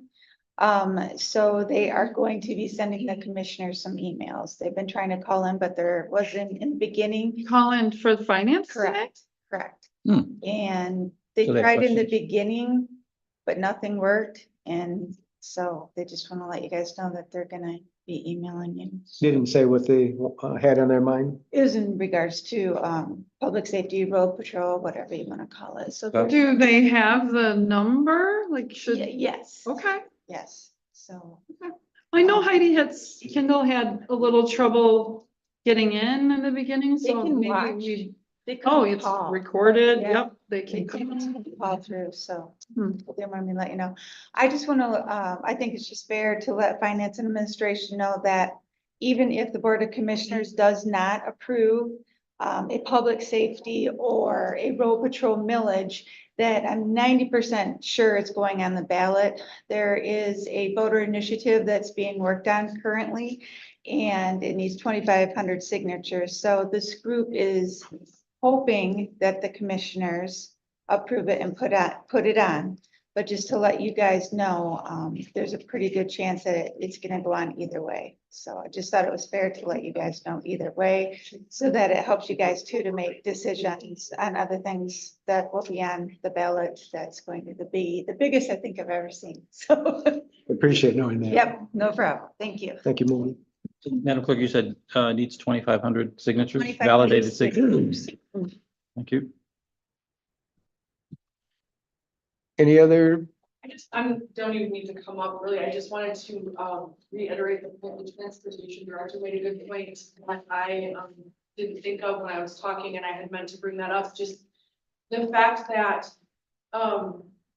there's obviously community support for a road patrol or public safety millage, which is a new millage. So the timing on that has a lot more flexibility because it's new no matter what, right? Whereas these renewals who have had community support in the past, you know, once we get past a certain window, those are no longer a renewal. That's going to be coming out to the community with a new request. And so obviously there's a lot of factors at play, but I just hope during these conversations, we're looking at all of the factors, because obviously you can talk about needs and priorities, but when it comes down to it, if we're talking about, you know, people's jobs and people's livelihoods, that's affecting every department countywide. And so I just wanted to advocate for that and just bring up again, I guess, the timing for the renewals versus something new going on the ballot. So it would be your recommendation is to put the re-ups or the renewals on in August and then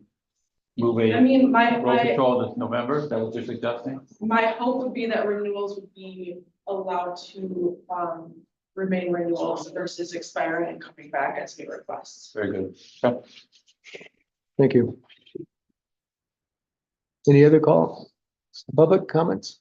Can I ask a couple questions? I was curious, does the county proper have its Friends of Committee to help with your campaigning? You talk about advocacy versus education. Is there a Friends of Committee on either the public safety side or general operating? We can't advocate for that. There can be private groups that can raise funds and advocate for it. And quite frankly, I hope it happens. Because we didn't have it last time. We don't have it this time. But as of this morning, we know of no said group. Correct, None that I'm aware of. correct. There is going to be filed one. Sounds like there is gonna be a group. But that's for public safety. Yeah, that's different than any of the other advocacy groups that, whether it's parks or whether it's transportation or otherwise.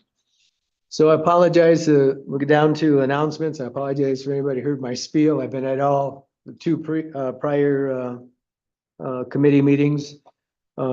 But since the work session, and I kind of alluded to some of what I said before, it's already been presented on the floor at this meeting. But, when you have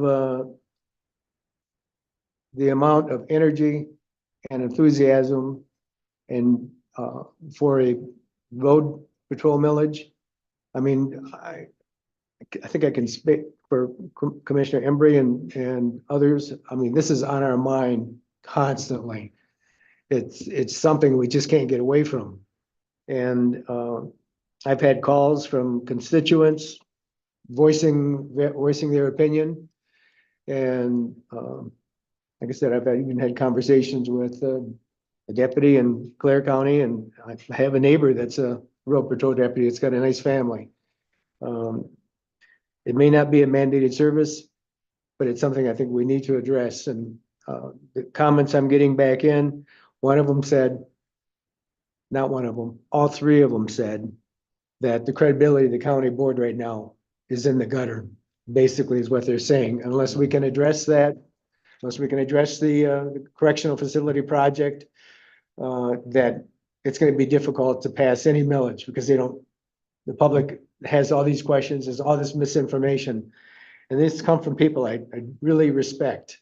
So I've offered to all the members of the Board of Commissioners to put together a written statement that I'm asking, I've asked all the commissioners to think back in their terms, that if there's anything that stands out in your mind that we've done that's been wasteful spending, other than keeping our positions filled, keeping the lights on, the heat's on, keeping optimum ability for our elected officials and departments to do the best job they can for the citizens, I want to know it. Because as I write this, I want to be really transparent and forthright, because it's something it has to be able to hopefully cleanse the record somewhat. And I'm not sure when I'm going to get it done. It's probably going to be Thursday or Friday, and I'm going to share it with the commissioners to hopefully get total 7 commissioner buy-in on it before it goes to the Morning Sun and before it gets read at the work session meeting next week. But as I think about my own thoughts on the past, I've been on the commission, this is my 10th year. And the two things I think we failed as a commission, and I gotta say that 2 people new on the block, Commissioner Terry Hutchinson and the newest kid, Commissioner Embry, they weren't around when we were making these decisions. So, I'm going to point that out, but the rest of us were. And where I think we failed is, one, we didn't trust the people of this county, who's a generous and supporting people, to ask for a millage for the jail. We had a financial plan that we felt was workable, and we boneheaded, went ahead. And then when we found the impact of about $8 million, and I want administration to read it too and correct my figures. I don't want any half-cocked statements to be made that can come back to burn us, but even after the experience of COVID on that project, we still went ahead, pulled the trigger on the project, and we did it for the right reasons. That project is absolutely necessary, and it would have been devastating to lose that 2.12 whatever 5 interest rate. But even at that point, we should have said, nope, we're gonna go for a vote on this and left it to the voters of the county. And so we have to acknowledge that and I think apologize for it. The only other thing that I think we can help be tasked for is that the years that we've taken from our reserves, whether it's delinquent tax fund when it was available or the fund balance, we maintained a non-sustainable budget because we're taking our reserves to support annual operations. You know, we probably should have said, I don't think we did a lot of foolish spending. I don't think we did any foolish spending. Again, we're trying to keep the lights on, the heat on, and keep quality people in the ranks.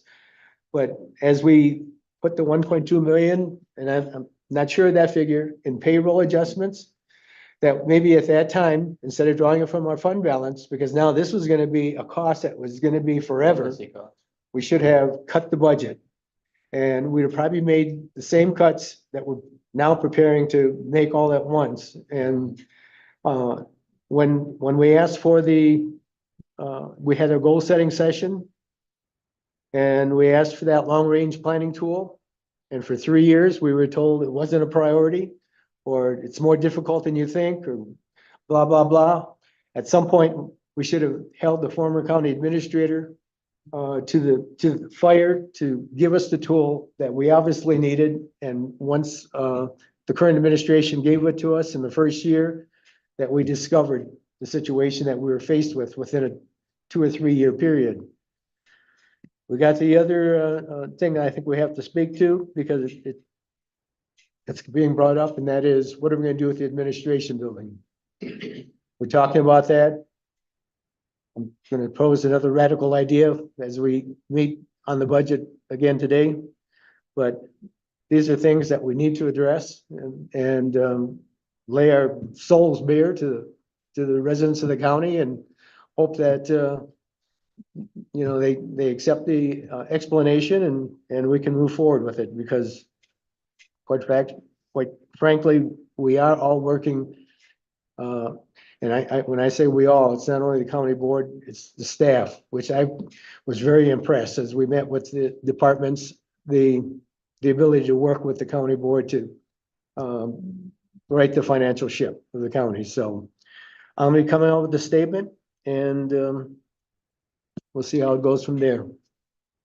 Appreciate that, sir, because I think the one sentiment that I have received over and over and over again from constituents is why, who's responsible for the situation we're in? And they're telling me they really don't want to hear what we're going to do about it until they can understand how we got here. And if we can explain in a succinct way how we got to this point of being $6-8 million in the hole every year for 6 years, I think if we can explain it well enough to where they accept it, then maybe this process that we're going through now of a zero-based budget, a balanced budget, and a plan moving forward so that we minimize the chance of ever getting ourselves into this situation again is at its utmost. We've got to figure out a way to make sure this never happens again, because as you said, the trust of this board is negligible. So we've got our work cut out for it, and I appreciate you stepping up to start us down that path. I think that's where we need to emphasize is how we got here before we can really move on. Okay. So again, thank you for that. Any other comments under announcements? At that point in time, we're going to adjourn the meeting. Thank you. We're going to take a short recess.